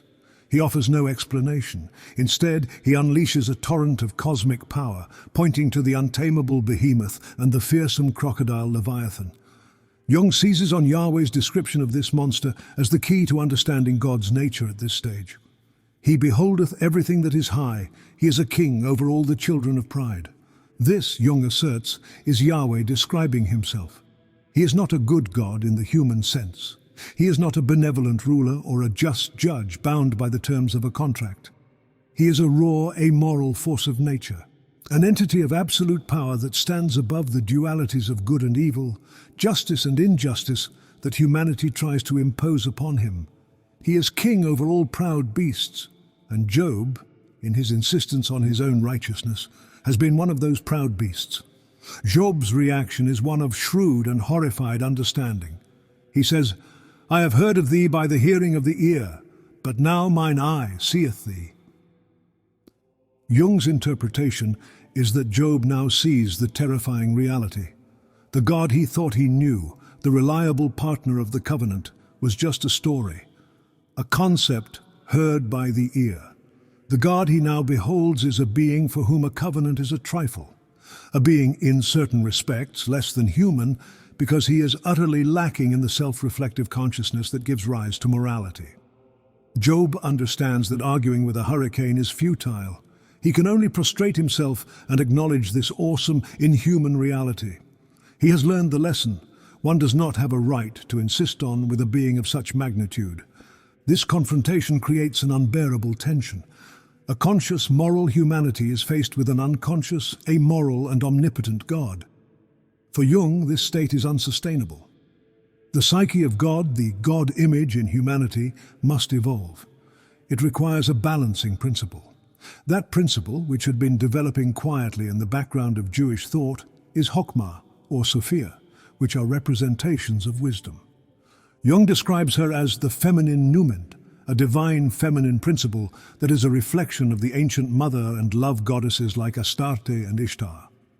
She is a vibrant, living personality within the Godhead. She embodies the relational, reflecting, and merciful qualities that Yahweh in his raw power seems to lack. The symbols associated with her are profoundly significant. Jung points out her comparison to sacred trees from Ecclesiasticus and Sirach. I was exalted like a cedar in Libanus, and as a cypress tree upon the mountains of Hermon. I was exalted like a palm tree in En-Gadi, and as a rose plant in Jericho, as a fair olive tree in a pleasant field, and grew up as a plane tree by the water. These trees are ancient symbols of the mother goddess and her son lover, Tammuz, Adonis, Osiris, who cyclically dies and is reborn. This connects Sophia to the rhythms of nature, to life, death, and renewal. A wisdom starkly different from Yahweh's brute power. And here, Jung makes a masterful connection back to our starting point. David consulted a mulberry tree oracle. This detail, found in 2 Samuel chapter 5, verses 23 and 24, is electrifying. It shows that David, the man whose broken covenant revealed the terrifying side of Yahweh, was also in touch with this older, chthonic, feminine form of wisdom. Before a battle, God tells him to wait for the sound of a going in the tops of the mulberry trees. David, the warrior king, is attuned to the oracular voice of the sacred tree, which is the symbol of Sophia. This suggests that the solution to the problem was latent within the man who first experienced it. David's complex character, at once the fiercely loyal servant of Yahweh and a man in touch with the rustling whispers of the goddess in the trees, contained both the problem and the seed of its resolution. The path forward from the terror of Job's revelation was not a new invention, but the elevation and integration of this feminine wisdom, who was always present, waiting to be recognized as the co-eternal partner and mediator for God. She is the part of God that allows for self-reflection, relationship, and ultimately for a new, more complete kind of covenant. This brings us to the ultimate existential question. What does one do when faced with a loving God who is also a source of terror? A just God who commits perjury? The rationalist, like Thomas Paine, rejects this God. The mystic, like Agrippa, develops techniques to navigate him. But Kierkegaard gives us the answer of David himself. You stay in the relationship. David is the ultimate Kierkegaardian knight of faith. He does not run. He does not rationalize away the contradiction. He holds on to God with both hands and weeps and rages and repents and praises. He dares to stand in the whirlwind and keep the conversation going. His faith is not a belief in a set of propositions. It is a radical, terrifying and unbreakable relational bond. This is his most profound lesson for a modern world that craves certainty. The highest form of faith is the courage to remain faithful amidst the storm of contradiction. But is this really the right thing to do? Or do we even have the choice of safely cutting ties with this unconscious, powerful creator?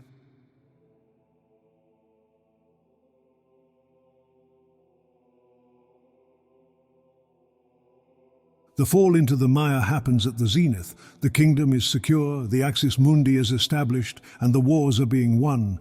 But the great warrior king, the man whose energy forged a nation, now stays behind. It is a time of war, and King David is at peace in Jerusalem. This idleness, this insulation from the struggle that defined him, creates a vacuum where a different kind of force can emerge. One late afternoon, David arises from his couch and walks on the roof of his palace.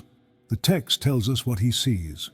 From his elevated position, a position of total power and perspective, his gaze falls upon a woman bathing. And the woman, it says, was very beautiful. In that moment, the king, the master, the initiate, becomes a man consumed by a single raw impulse. He sends for her, and he lies with her. But to understand this story, we must shift the camera. We must leave the king's gaze and descend from the rooftop into the courtyard of Bathsheba, the wife of his loyal soldier, Uriah the Hittite. Imagine her world. She is in the privacy of her home, performing a ritual purification. It is an intimate moment, one of personal devotion. Then comes the knock on the door. It is not a neighbor, but a messenger from the palace. The words are not a request, but a summons. The king desires your presence. What is the reality of this moment for her? She is unable to negotiate from an equal position. She received a command from an absolute monarch, a man who holds the power of life and death over her, her husband, and her entire family. To refuse is unimaginable. She is also not a temptress inciting a fall. She is a subject, caught in the gravity of a power so immense that it obliterates choice. The ethical complexity of her situation is that consent itself is a phantom. She is brought to the palace, to the king's bed, like a pawn in a game she did not ask to play. The consequence of this act of power arrives swiftly. Bathsheba sends word to the king. She is pregnant. David's mind, once occupied with statecraft and divine communion, now turns to the sordid mechanics of a cover-up. His plan is cunning. He recalls Uriah from the battlefield, hoping the loyal soldier will sleep with his wife, thus burying David's sin under the legitimacy of marriage. But David does not account for the profound integrity of the man he is trying to deceive. Uriah arrives, but he refuses to go to his own house. When questioned by the king, his answer is a stunning indictment of David's own lapse in duty. The ark and Israel and Judah dwell in booths, and my lord Joab and the servants of my lord are camping in the open field. Shall I then go to my house, to eat and to drink and to lie with my wife? As you live and as your soul lives, I will not do this thing. Uriah's solidarity with his brothers in arms, his absolute loyalty to the national struggle, shines a blinding light on the king's private self-indulgence. Foiled by righteousness, David's heart hardens. The cover-up escalates from deception to cold, premeditated murder. He writes a letter to his general, Joab, and in an act of breathtaking cruelty, he sends the letter by the hand of Uriah himself.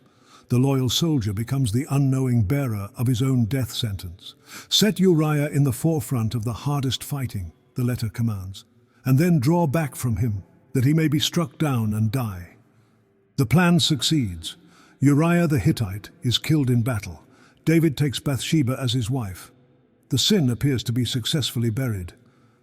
The final line of the chapter is a quiet thunderclap. But the thing that David had done displeased the Lord. The divine displeasure arrives in the form of the prophet Nathan. He does not come with accusations, but with a story. He tells the king a parable of a rich man with many flocks who stole the single beloved ewe lamb of a poor man to serve a guest. David, his own sense of justice still intact, is enraged by the story. He condemns the rich man, declaring that he deserves to die. And in the silence that follows the king's judgment, Nathan holds up the mirror. With 4 simple words, he demolishes David's self-deception and forces a devastating moment of consciousness. You are the man. The fall is complete. The king sees himself. The consequences, Nathan declares, will be merciless. Because David used the sword to murder, the sword shall never depart from your house. The private sin will now become a public generational tragedy, watering the soil of his kingdom with the blood of his own children. He has found the prima materia, the raw stuff of transformation, by sinking into the deepest mire of his own soul.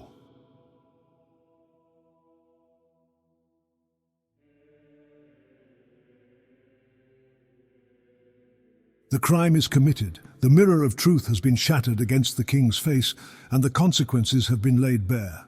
From this place of total brokenness, David pens what is perhaps the most famous prayer of repentance ever written, the 51st Psalm. It is the cry of a soul stripped of all pretense, begging not for a reversal of fortune, but for a remaking of the self. Have mercy on me, O God, according to your steadfast love. According to your abundant mercy, blot out my transgressions. This is the fall into the mire of the deep we discussed, and to understand its significance, we must also understand it as a mystical event, interpreted by generations of seekers who saw in David's darkness a profound secret. This is the alchemist's secret. Carl Jung, in his alchemical studies, invites us to see this moment through the eyes of the alchemists. The alchemists had a core belief about a mythical figure they called the royal sun, or the king of the sea. They believed this was a divine substance, a secret spark of gold or light that had fallen from the highest heavens into the darkest, deepest, muddiest parts of the material world. There it lies, trapped, waiting to be found and rescued. The entire life's work of an alchemist was to plunge into this darkness, subject the raw, muddy material to fire and transformation, and deliver the beautiful, shining king hidden within.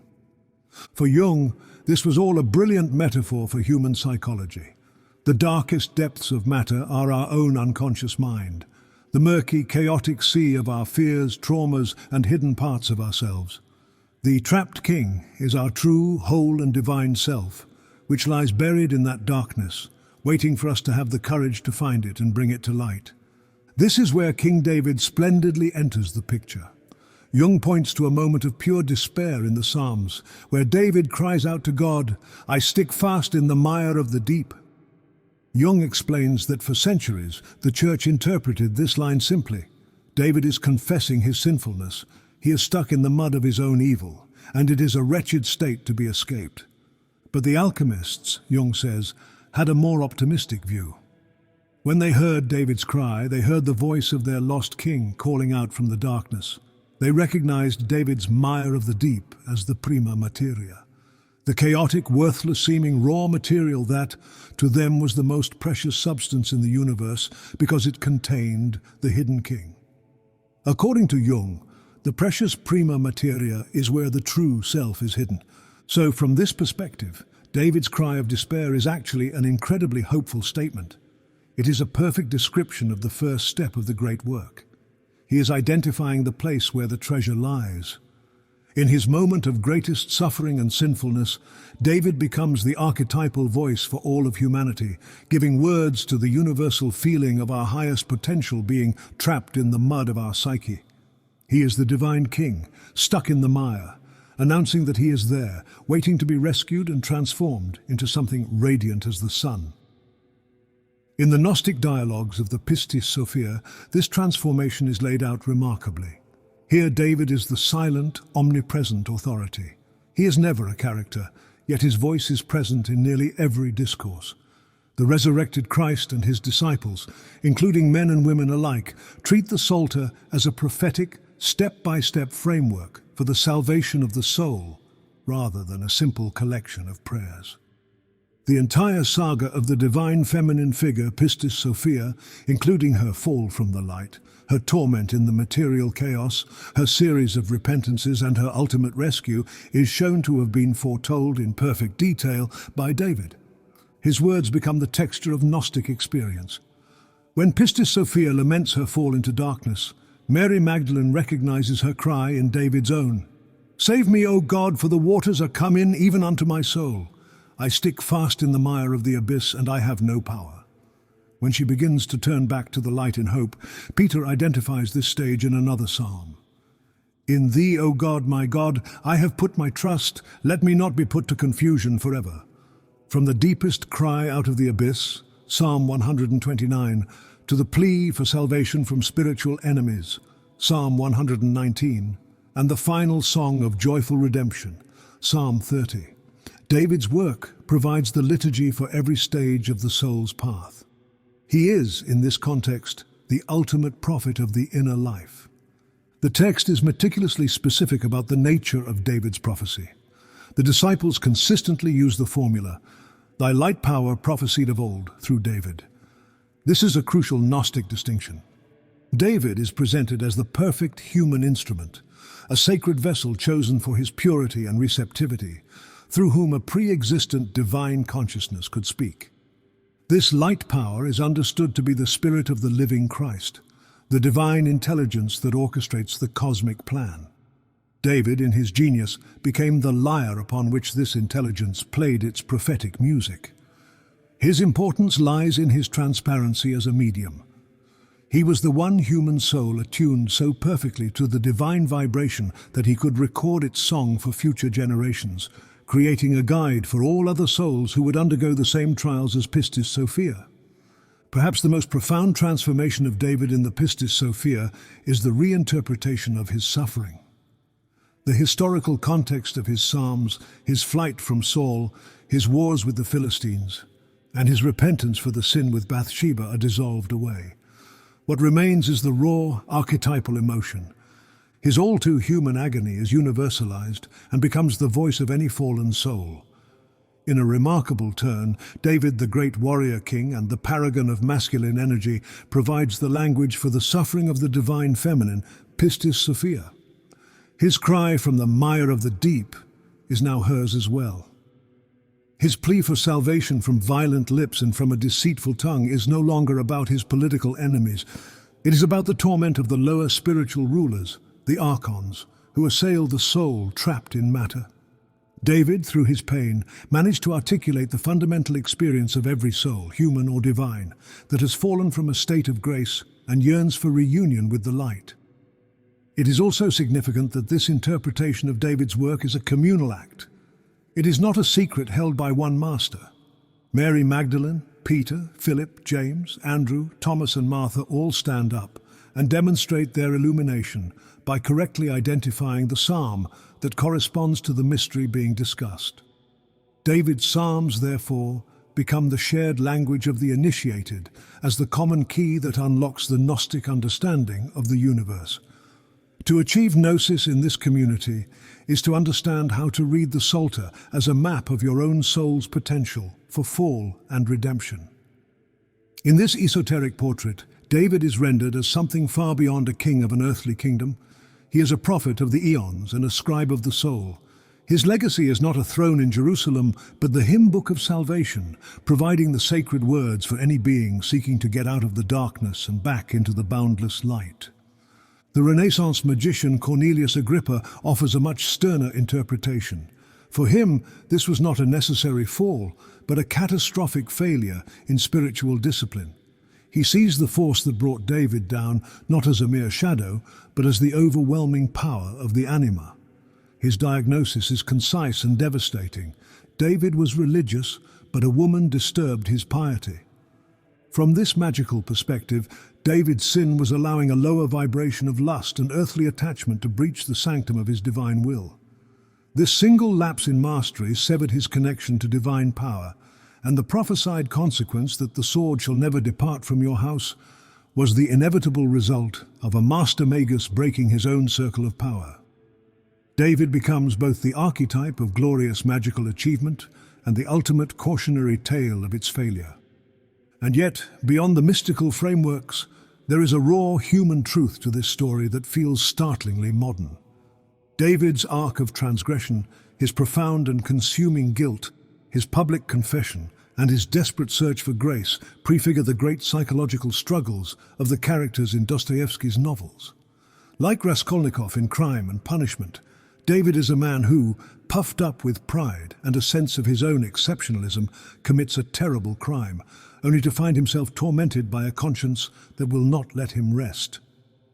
His journey into the mire is the universal story of the soul that must be utterly broken before it can be remade. The mire, then, is everything at once, the location of the alchemical treasure, the first stage on the Gnostic map of redemption, the site of a magician's catastrophic failure, the crucible of existential transformation. From this lowest point on the path, the only way is up. The soul, having descended into the deepest, heaviest darkness, must now begin its slow ascent back to the light, a journey the ancients often symbolized as a purification through the 7 planetary spheres, one for each of the soul's wounds.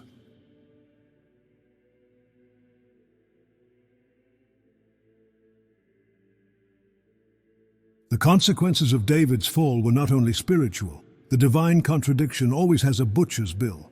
When the king, as a tool of God, conducts a census, the result is 70,000 dead bodies.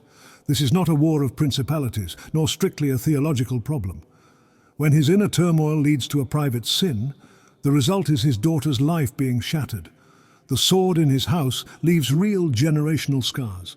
This is the vital, sobering anchor that connects the high-flying divine drama to its human cost.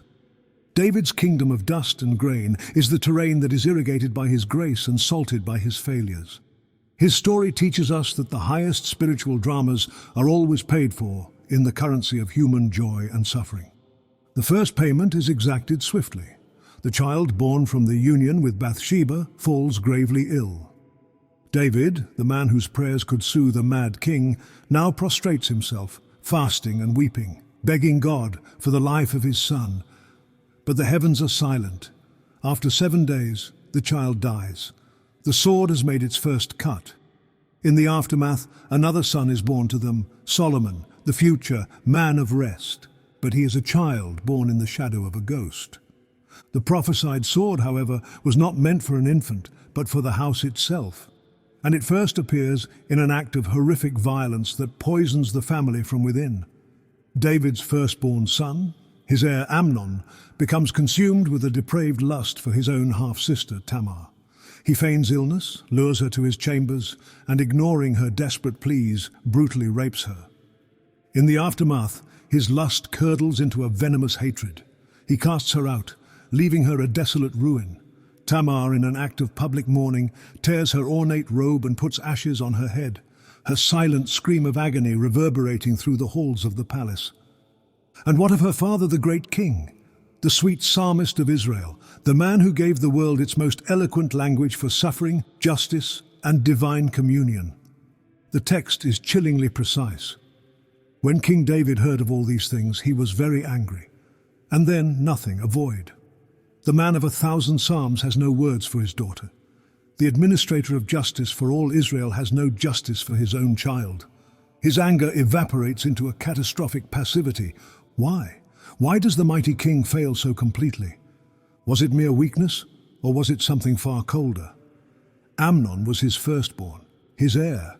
To punish him, or to execute or exile him as the law would demand, would be to shatter the line of succession, destabilizing the entire political project of his life. Here we are faced with a terrifying possibility that David consciously sacrificed his daughter on the altar of his legacy. He chose the stability of his public covenant with God, the one that ensured the continuation of the house of David, over the private, sacred covenant between a father and his child. Tamar's life was deemed acceptable collateral damage to protect the dynasty, and the text records no divine displeasure for this choice. The punishment that follows is for the sin against Uriah, a violation of military loyalty and a man's property. What does it say about a king and a God whose hierarchy of values is ordered in such a way? It is this silence, this justice vacuum, that allows the poison to fester. Tamar's full brother Absalom sees his father's inaction. He takes his sister into his own home, and for 2 full years he nurtures a cold, patient hatred. The king's failure to act has created a bitterness in his son that will soon erupt against his single brother and the father and the kingdom. The sword is in the house, and it is Absalom who will now pick it up. Of course, the seeds of violence sown by the king's sin and watered by his silence now grow into a forest of rebellion that threatens to consume the kingdom.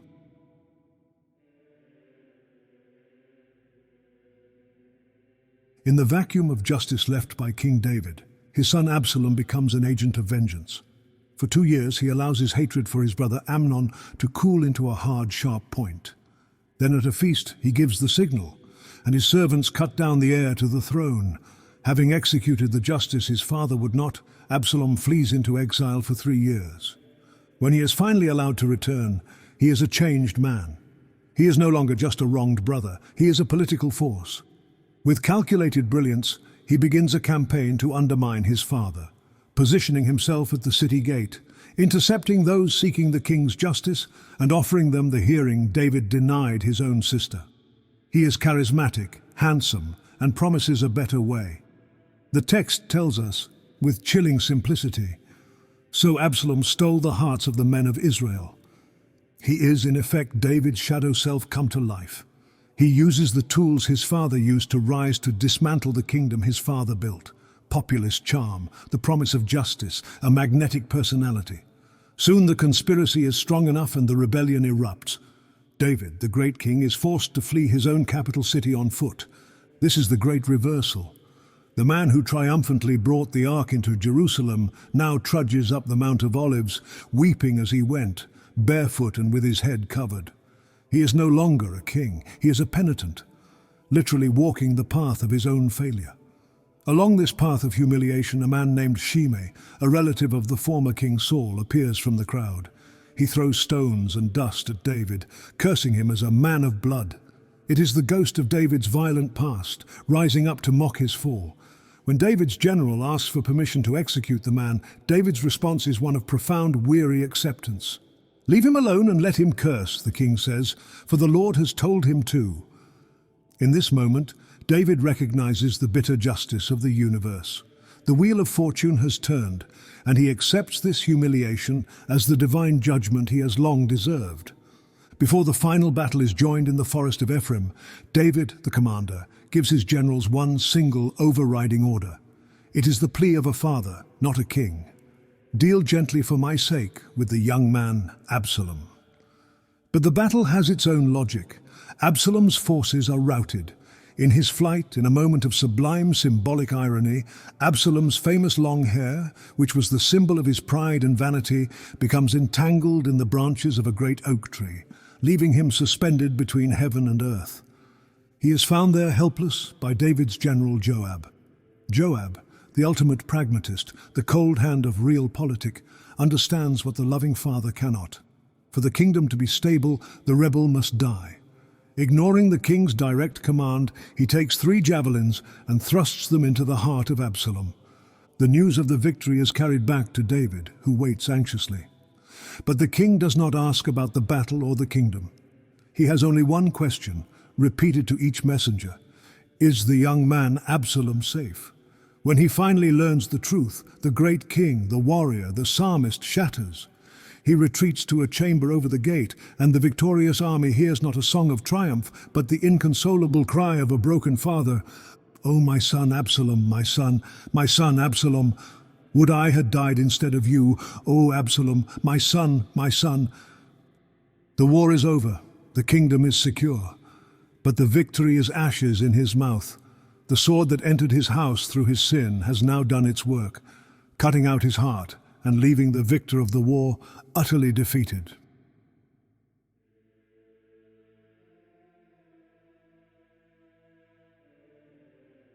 The kingdom is at peace. The civil war is over. David is old, his life's great struggles seemingly behind him, and it is here in the quiet of his success that a final disastrous impulse arises. Moved by pride, or as the text suggests, by the goading of God himself, David decides to number his people. He orders a military census, an act of kingly hubris that places his trust in the strength of his armies rather than in the divine protection that had defined his life. The consequence is swift and devastating. A plague rips through Israel, killing 70,000 people. The plague is only halted when David, looking up, sees a terrifying vision. An angel of the Lord standing between heaven and earth, his sword drawn and stretched out over Jerusalem. This powerful image compels David to repent and build an altar, ending the devastation. But what was this experience? This question captivated the great 17th century philosopher Baruch Spinoza. In his analysis of the Bible, he contrasts 2 ways of understanding such a vision. The esteemed medieval philosopher Maimonides, seeking to reconcile faith with reason, argued that such events were not literal. The apparitions of angels, whether to David or Abraham, must have occurred in dreams or internal prophetic visions, not with open eyes. Spinoza dismisses this interpretation with incredible force, calling it mere rubbish and the height of absurdity. He argues that thinkers like Maimonides are not trying to understand the Bible on its own terms, but extorting from Scripture to make it fit their own philosophical neatness. For Spinoza, the power of the event was in the image itself. The vision of the angel was a profoundly vivid and psychologically compelling symbol. that perfectly communicated God's anger to David's imagination. The imagination, Spinoza argues, is the faculty through which prophecy operates. God does not whisper a set of instructions, but displays a terrifying image that David's mind perceives as divine revelation. But this raises a deeper, more troubling question for Spinoza. If prophecy works through the imagination, how can a prophet ever be certain that a message is truly from God and not a delusion? Spinoza argues that a prophet's certainty can only be of a moral kind, based largely on the prophet's own character. He states a core principle. God uses the good as the instruments of his goodness and the wicked as the executors and tools of his wrath. Thus, a prophet whose mind is directed towards justice and goodness can have a high degree of certainty in their revelations. In this context, Spinoza presents the census as a complex and troubling case study. He makes a stunning observation based on the biblical text itself. For God's anger misled David to number the people, although Scripture bears ample witness to David's piety. Here, Spinoza argues that the initial impulse David received to conduct the census was not a clear, benevolent revelation. It was a message born from and clouded by divine wrath. In that moment, David, despite his righteousness, became an unwitting tool of God's anger, carrying out a plan that would lead to punishment. The revelation was therefore profoundly uncertain. It was an act of hubris, not justice, a product of anger, not benevolence. This gives us a far more psychologically dynamic David. He is not a static hero who always receives perfect messages from a benevolent God. He is a man whose prophetic clarity is directly tied to the moral context of the situation. He is so profoundly connected to the divine that he becomes a mirror, vulnerable to reflecting not only God's blessing, but also his wrath. His great sin reveals the terrifying nature of his intimacy with a God who contains all opposites, a God whose anger could flow through him just as easily as his poetry.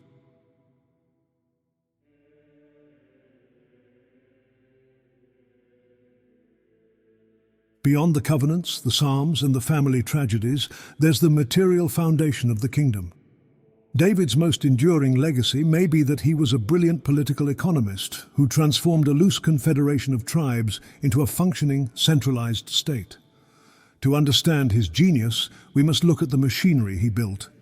Before David, the world of the Israelite tribes was one of subsistence. Loyalty was local, to the clan and the elder. Justice was informal. The economy was agrarian and decentralized, with little to no national infrastructure. The period of the judges was defined by charismatic, temporary leaders who rose to meet a crisis and then faded away, leaving no permanent structure behind. David's project was a fundamental re-engineering of this society. He understood that to support a standing army, a royal court, and a national capital, he needed to create a national economy. His military campaigns, therefore, were brilliant economic strategies. By subduing the Philistines on the coast, he gained control over the Via Maris, the Way of the Sea, one of the most vital international trade arteries of the ancient world. By conquering the kingdoms of Edom and Moab to the east, he captured the King's Highway, the main route connecting Arabia to Mesopotamia. Suddenly, Israel was no longer a collection of isolated hill country tribes, it was a hub. David's kingdom could now levy tariffs on caravans, tax trade, and export its own goods like olive oil and wine. This influx of wealth was the fuel for his entire national project. But wealth from trade was not enough. To fund the new bureaucracy that included the recorders, scribes and priests, and to pay his professional soldiers, David had to introduce another radical innovation: systematic taxation. This marked the definitive shift from tribalism, where one might offer voluntary tribute to a chieftain, to a monarchy, where one owes a mandatory portion of their labor and produce to the state. This, of course, is the price of order. The people received the benefit of a centralized army for protection and a king to administer justice, but they paid for it with their autonomy and their silver.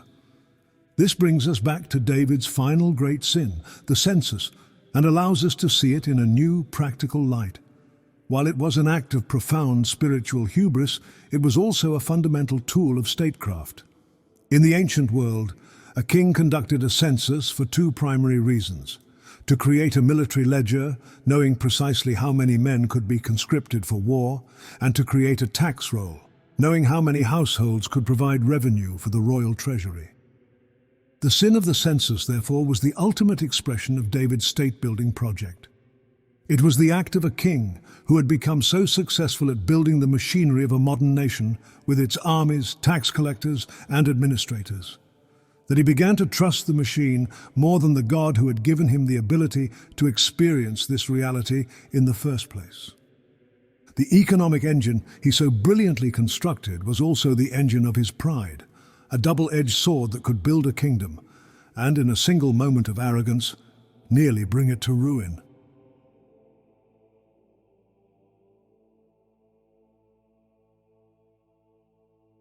In the twilight of his life, the old king who has reigned for 40 years turns his mind to the future he will not see. Forbidden from building the temple himself, he dedicates his final energy to gathering the materials for it, which consisted of vast quantities of gold, silver, bronze, and cedar. It is a final act of faith, preparing the ground for his son, the man of rest, to complete the work. An old legend relayed by Manly P. Hall magnifies this final role. Tradition states that David, the mystic, discovered a sacred tree of profound destiny, but when his son, Solomon the Wise, the ultimate builder of the manifest world, tried to use it in the construction of the temple, the wood would not cooperate. It was always too long or too short, refusing to fit the rational, rigid plans of man. Disgusted, the builders cast it aside, and it was used as a humble bridge over a ravine. The material of ultimate redemption is first found by the seer, but it is rejected by worldly wisdom. It must first serve as a transitus, a humble means of passage for ordinary people, before its sacred destiny can be fulfilled. David, even in his final act, provides the bridge. The Bible itself gives us a more direct testament. In what the text calls his last words, David delivers a poetic oracle, a distillation of his entire life's meaning. Here is the passage in its entirety, from 2 Samuel chapter 23. The inspired utterance of David, son of Jesse, the utterance of the man exalted by the Most High, the man anointed by the God of Jacob, the hero of Israel's songs. The Spirit of the Lord spoke through me. His word was on my tongue. The God of Israel spoke. The Rock of Israel said to me, when one rules over people in righteousness, when he rules in the fear of God, he is like the light of morning at sunrise on a cloudless morning, like the brightness after rain that brings grass from the earth. If my house were not right with God, surely he would not have made with me an everlasting covenant, arranged and secured in every part. Surely he would not bring to fruition my salvation and grant me my every desire. But evil men are all to be cast aside like thorns, which are not gathered with the hand. Whoever touches thorns uses a tool of iron or the shaft of a spear. They are burned up where they lie. This short poem is one of the most potent passages in the entire biblical narrative, a key that unlocks the meaning of David's life and legacy across several dimensions. First, it is David's last and most explicit claim to being a prophet. He frames his entire life as the result of a divine project. The opening lines are a declaration of his titles: the chosen one, the anointed one, the beloved poet. He insists that his words, especially his songs, the Psalms, were a direct transmission from God. The Spirit of the Lord spoke through me. This solidifies his role as a spiritual authority and becomes foundational for Christianity, which views David as a prophet who foresaw the coming of the Messiah. The imagery of the righteous ruler as the light of morning at sunrise becomes a powerful archetype for the Messiah, a theme reiterated in the New Testament when Christ is called the light of the world and the bright morning star. David's words present a universal and timeless philosophy of leadership. True benevolent rule, he says, is rooted in two things: righteousness, justice and equity, and the fear of God, a profound alignment with a higher moral order. A ruler who embodies this becomes a generative, life-giving force for their people. Such a ruler is like the sun and the rain that cause life to bloom from the earth. A stunningly beautiful metaphor and a powerful counter-narrative to the idea of rule through brute force or tyranny. It suggests that the ideal leader is a conduit for cosmic harmony, bringing flourishing to their domain. It reminds us of Plato's concept of the philosopher king, whose wisdom and virtue bring order and justice to the state. This is David's ultimate act of self-integration. At the end of his long and turbulent life, he is taking stock of his identity. He knows his own history is stained with sin, and his family is a source of immense pain. We see this in the fascinating vulnerability of verse 5. If my house were not right with God, he acknowledges the brokenness. Yet he finds his ultimate security and justification in the everlasting covenant that God made with him, since moral perfection is not an option for him anymore. Psychologically, this is a profound move. He is saying that his true self, his ultimate worth, is anchored in a divine promise that transcends his personal failings. It is a mature reconciliation of his flawed humanity with his divine calling. Then the poem ends with a dose of realism. The righteous ruler is like the sun, but the wicked are like thorns. They are unproductive, dangerous, and must be handled with impersonal tools, iron or the shaft of a spear, and purged with fire. This reveals the other side of benevolent rule, the necessity of clear-eyed, unsentimental judgment to protect the health of the whole. A good gardener must not only water the flowers, but also ruthlessly weed the thorns. These last words give us the complete picture. David the prophet, the philosopher king, the flawed man secured by grace, and the pragmatic ruler. This is the complete, distilled self-portrait of a man who lived at the center of the human and divine drama. But these poetic words were not his final charge. On his deathbed, the king summons his son Solomon to give him his actual last instructions, and what he says is not a philosophical treatise. Read objectively, it is a chilling deathbed command to carry out revenge killings. He speaks of his loyal but troublesome general Joab. Do not let his grey head go down to Sheol in peace. Then he turns to Shimei, the man who cursed him years ago.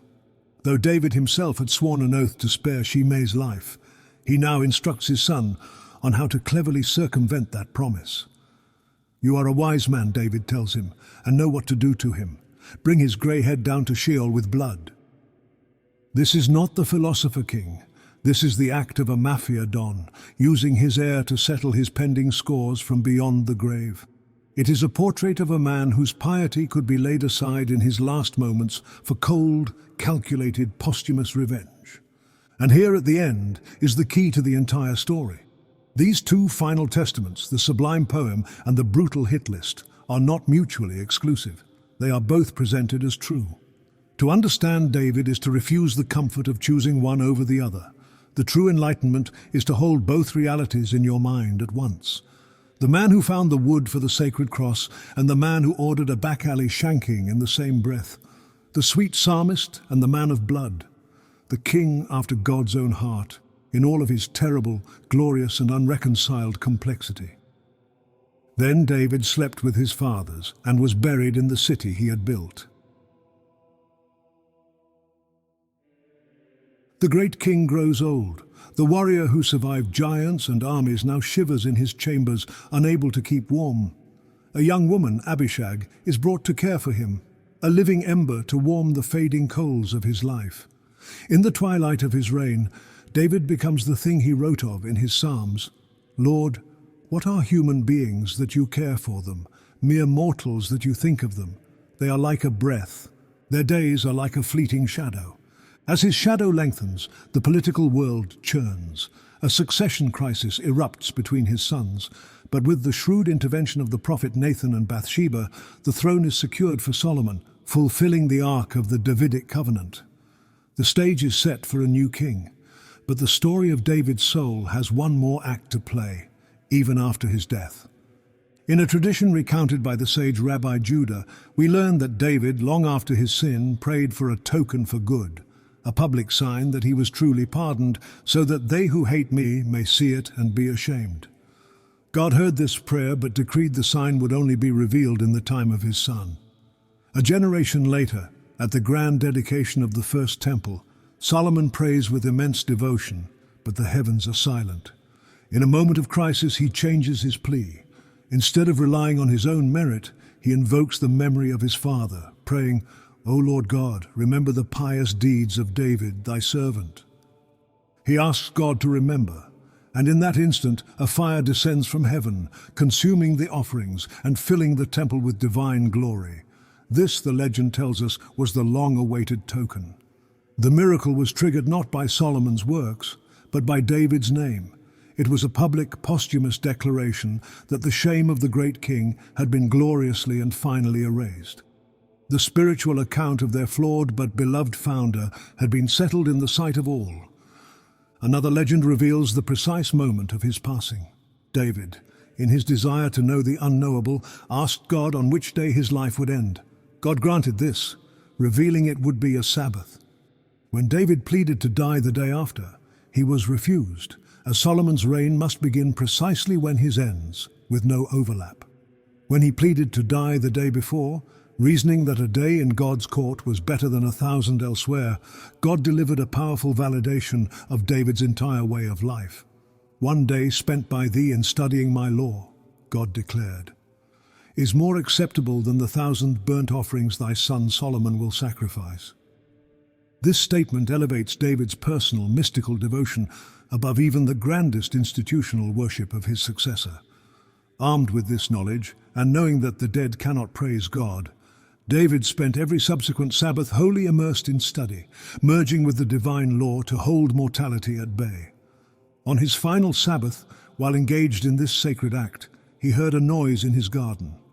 He left his study to investigate, and in that single moment of distraction from his holy task, he fell to the ground, dead. The angel of death, it is implied, could only claim him when his perfect protective focus on the divine word wavered for an instant. His end, therefore, becomes the ultimate testament to his life.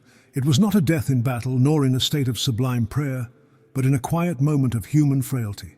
It speaks to the supreme value of his devotion, the precise nature of divine decrees, and the ever-present reality that awaits the instant our attention shifts from the eternal to the mundane. David reigned for 40 years, and Solomon would reign for 40 more. The age of the father had passed, leaving behind a kingdom, a temple, and a hymn book that would echo through the soul of the world forever.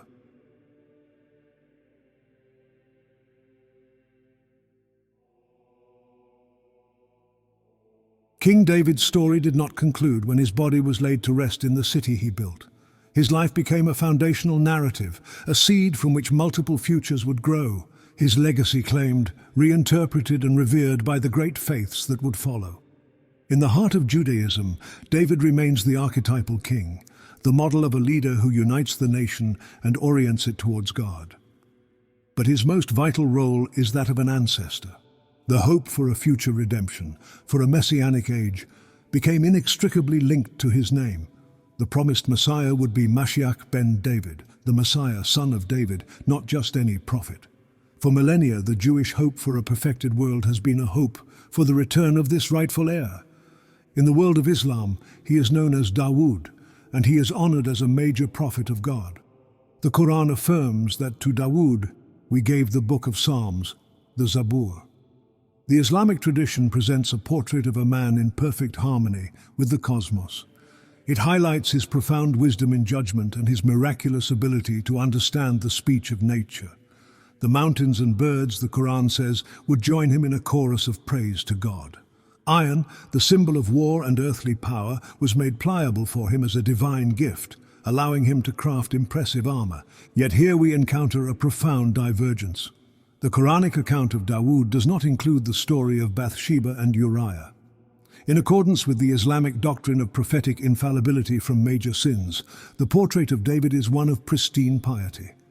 The man presented is not the flawed penitent of the biblical narrative, but a divinely protected prophet.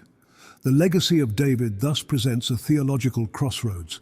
Is he the great sinner whose repentance shows us the path back from the mire, or the infallible prophet whose purity shows us the ideal we must strive for?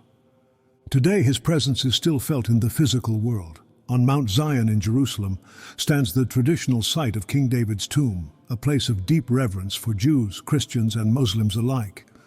For centuries, pilgrims have journeyed there to pray, to reflect, and to connect with the spirit of the great king.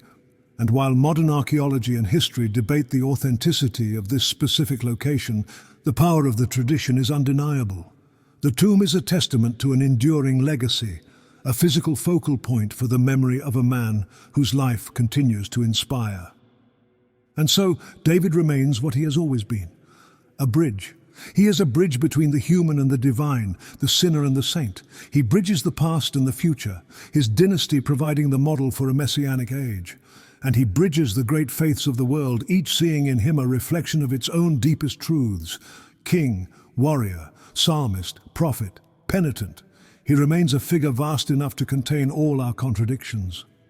A mirror in which humanity continues to see its own turbulent and magnificent reflection, still striving, still singing, still reaching from the mire toward the light.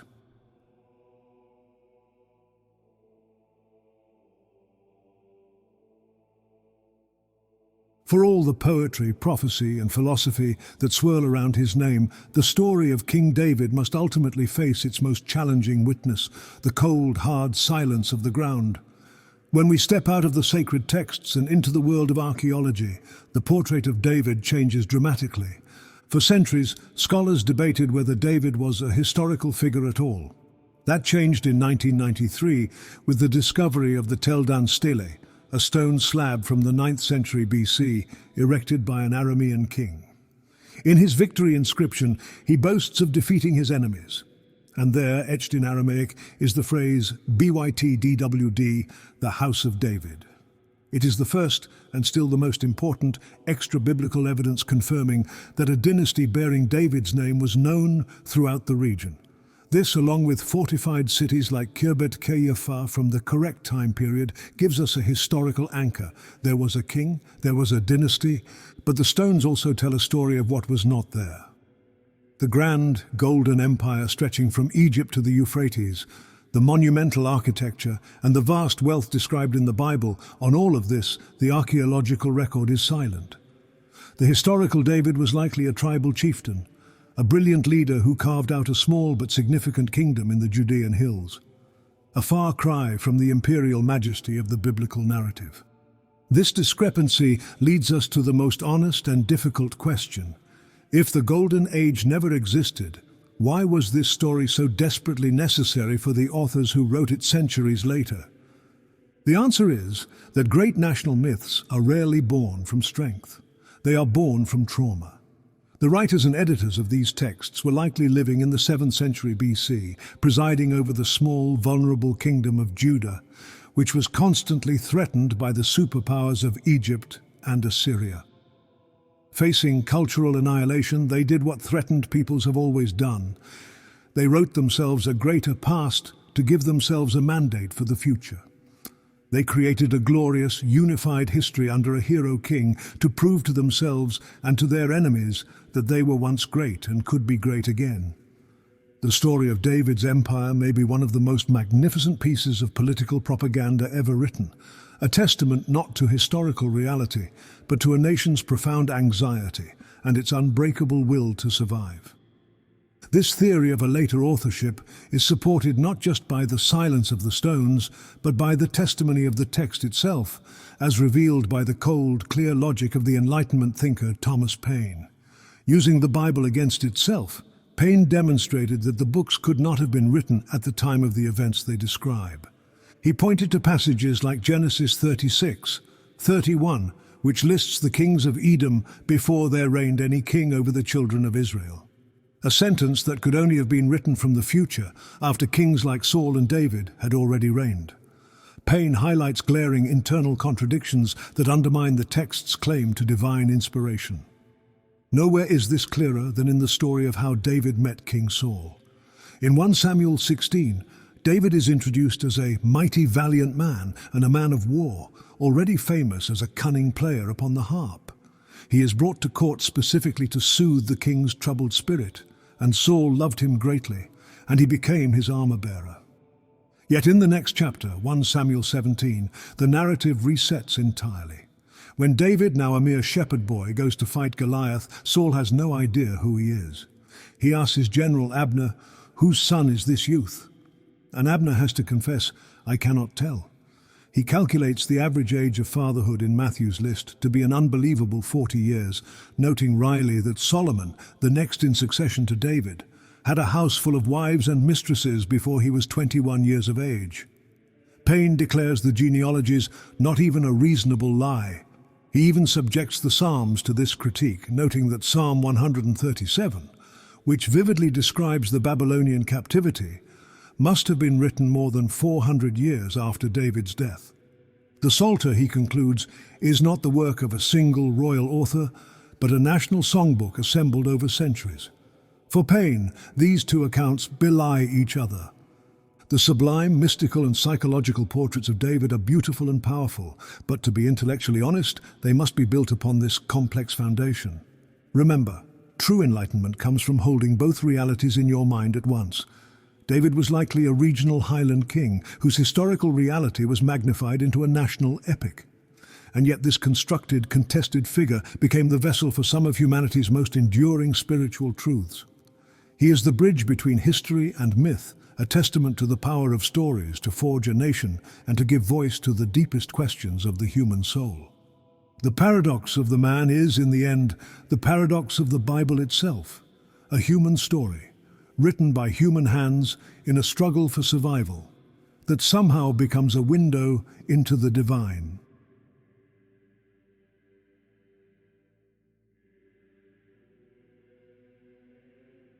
David's earthly kingdom is a matter of historical debate, but the kingdom he built with words is eternal and undisputed.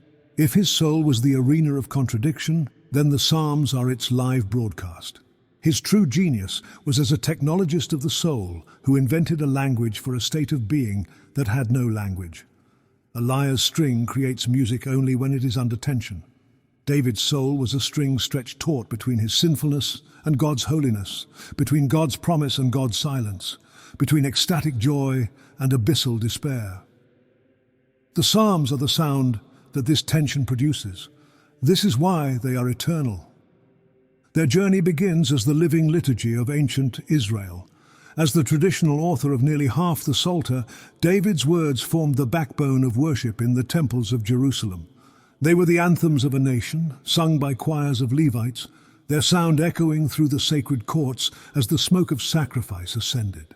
Millennia later, his spirit was reborn in stone. During the Italian Renaissance, David became the ultimate symbol for the city of Florence, a small republic facing down giant political rivals. The master sculptor Donatello cast him in bronze, a lithe, youthful figure standing victorious over the severed head of Goliath, a perfect image of improbable, divinely aided triumph. A generation later, Michelangelo took a single block of marble and carved the most famous statue in history. His David is no boy. He is a titan, a classical hero. Captured before the battle, his gaze is fixed on the unseen giant, every muscle tense with potential energy. He is the embodiment of civic courage and the defiant spirit of humanity facing impossible odds. The tension in David's soul also found a new voice in the mathematical and spiritual perfection of Baroque music. As central texts of Christian worship, the Psalms became the foundation for centuries of sacred composition. Composers like Johann Sebastian Bach took the raw emotion of David's words, including his despair, his praise, and his pleas for mercy, and combined them into complex cantatas and motets, giving his ancient passion a new, sublime harmony. And that sound continues to evolve. In the modern era, the spirit of the psalmist was reincarnated in the raw and weary voice of the poet-musician Leonard Cohen. His song Hallelujah is perhaps the ultimate modern psalm. It explicitly invokes its lineage. I've heard there was a secret chord that David played, and it pleased the Lord, while wrestling with the same contradictions that defined David's life. It is a song about faith and doubt, sacred beauty and profane desire, a triumphant shout and a cry of defeat. It is, as the lyrics confess, a cold and it's a broken hallelujah. In this, Cohen did what David did. He gave us the enduring soundtrack for our internal contradictions. He gave us the words and the melody to stand in the tension and call it prayer. From ancient temple chants to Renaissance marble, from the soaring heights of Bach to the quiet chords of a modern hymn, David's voice has never fallen silent. The Psalms themselves have become humanity's memory, a songbook we use to perpetually sing the divine promise back to a God who sometimes seems to have forgotten. They are the language we use to keep the conversation going, ensuring the sound of a soul in tension never fades.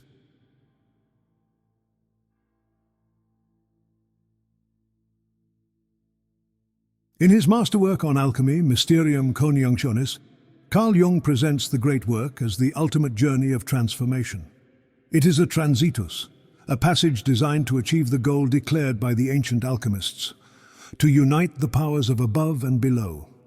It is the practical, symbolic methodology for healing the split that the stories of David and Job revealed with such devastating force.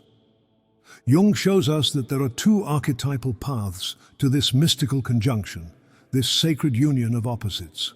The first is the path of the alchemist, the path of man. It is a journey of ascent, then descent. It begins in darkness and struggle, in what the alchemist called the region of fire, which Jung equated with the most unconscious and troublesome parts of our psyche. From this mire, the adept must actively strive upward.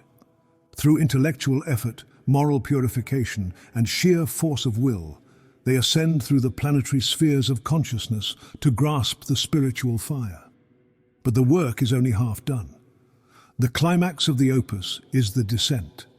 The alchemist must consciously bring the divine spirit they have captured back down into the vessel of the body and the world, redeeming and transforming matter itself. The second path is the Gnostic Christian prototype, the path of God. Here the sequence is miraculously reversed. It is a journey of descent, then ascent. This path begins not with human effort, but with a divine act of love. Its ultimate expression is the incarnation of Christ. And here, in a moment of brilliant synthesis, Jung returns us to David. To explain this divine drama, Jung quotes the church father Saint Basil, who interprets one of David's psalms as a direct prophecy of this event. And he bowed the heavens and came down, and darkness was under his feet. This is not a violent breaking through, Basil explains, but a quiet, humble descent like rain upon the fleece. It is God coming down into the human condition to meet us where we are. Only after this complete descent into the below does the ascent occur, as David's psalm continues, and he was borne upon the cherubim, and he flew. The journey is completed as Christ, having fully embodied the human experience, ascends back to the above, taking redeemed humanity with him. To understand the nature of this descent, Jung dives deeper into David's poetry, guided by another church father, Epiphanius.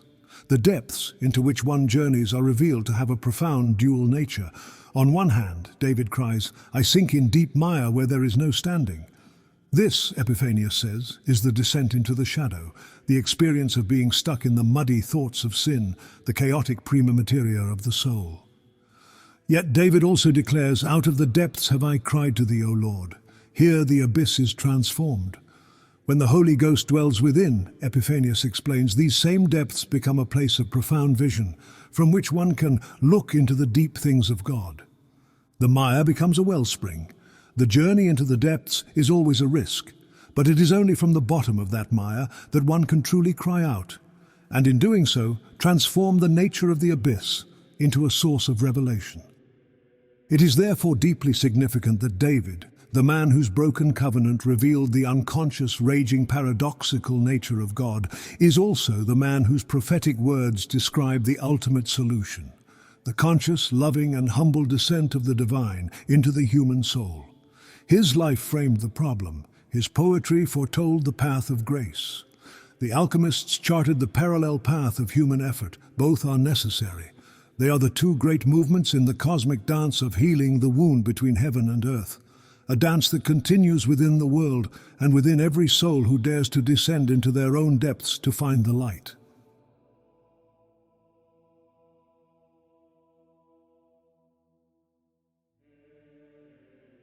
Near the end of his life, David commits one final great sin, as you already know. The text tells us that God, his anger kindled against Israel, incites David to take a census of his people, an act of military pride. As punishment for the sin that God himself instigated, a plague is sent and 70,000 people die. The devastation is only halted when David sees an angel with a drawn sword standing over a threshing floor.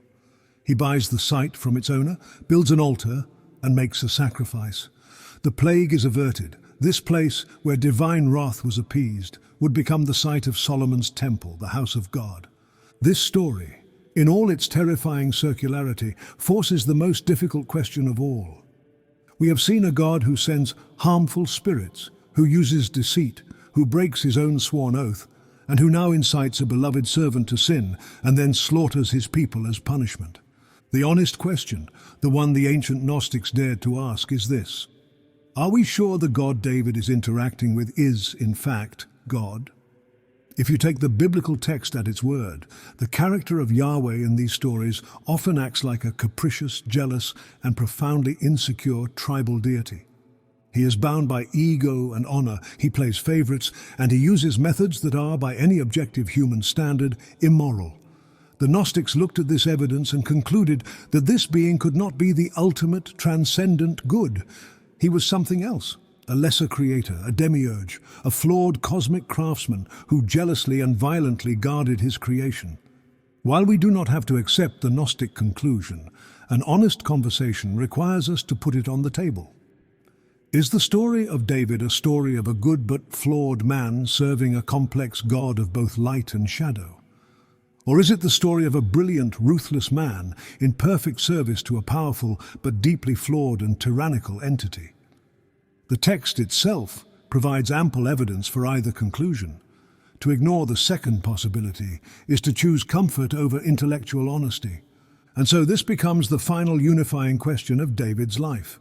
When we look at the entire arc of his story that includes the brutal conquests, the political genius, the sublime poetry, the devastating personal failures, and the unwavering divine favor, what are we truly seeing?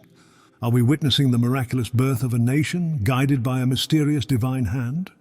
Or are we witnessing the perfect functioning of a brutal system, divinely sanctioned? And what, in the end, is the real difference between the two?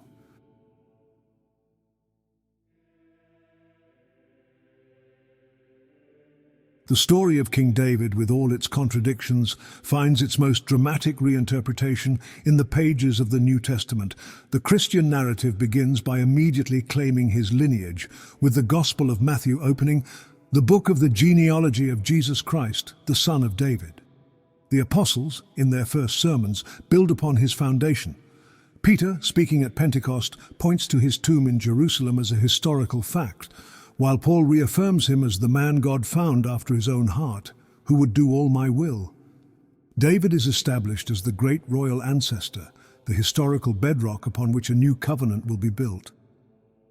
But it is in the final mystical verses of the Bible that this relationship is given its ultimate paradoxical meaning. At the end of the book of Revelation, the glorified Christ delivers a stunning self-declaration, a single sentence that provides the capstone to David's entire legacy.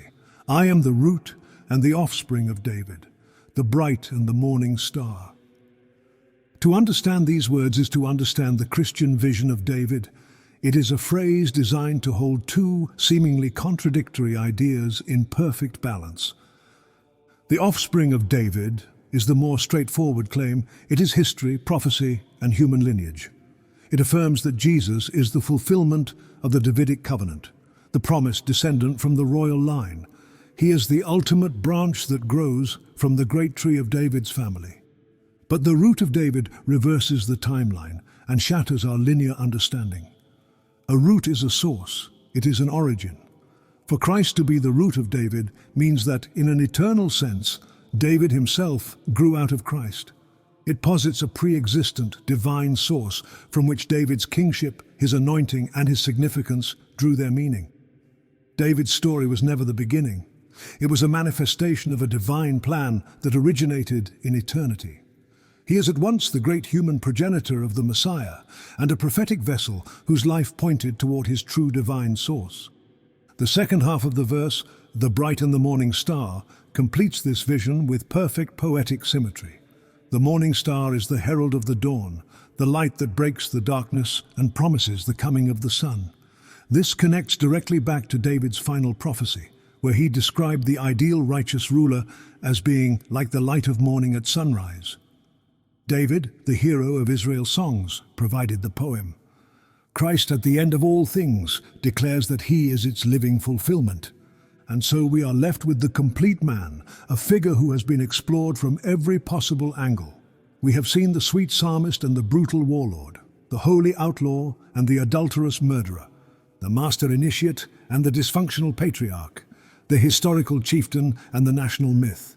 His life from shepherd to king, sinner to saint, has made him the quintessential archetype of the flawed but chosen hero, a man whose story demonstrates that a divine purpose can be fulfilled through a perfectly imperfect human being.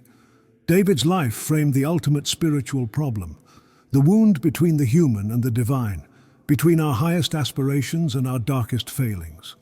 His poetry gave voice to every stage of that drama. His inner chaos was the necessary raw material, the prima materia, from which the city of God could be built. If his life framed the problem and his art gave it a voice, then his legacy provides the final, illuminating metaphor. He was, in the end, the bridge. A bridge between shepherd and king, between chaos and order, between sin and repentance, between the human and the divine. He is the bridge between the great faiths of the world and between the ancient past and our present moment. But our task is not to tell the story of a king. It is to rebuild this bridge, so that we too can see the path across the chasm of our own contradictions.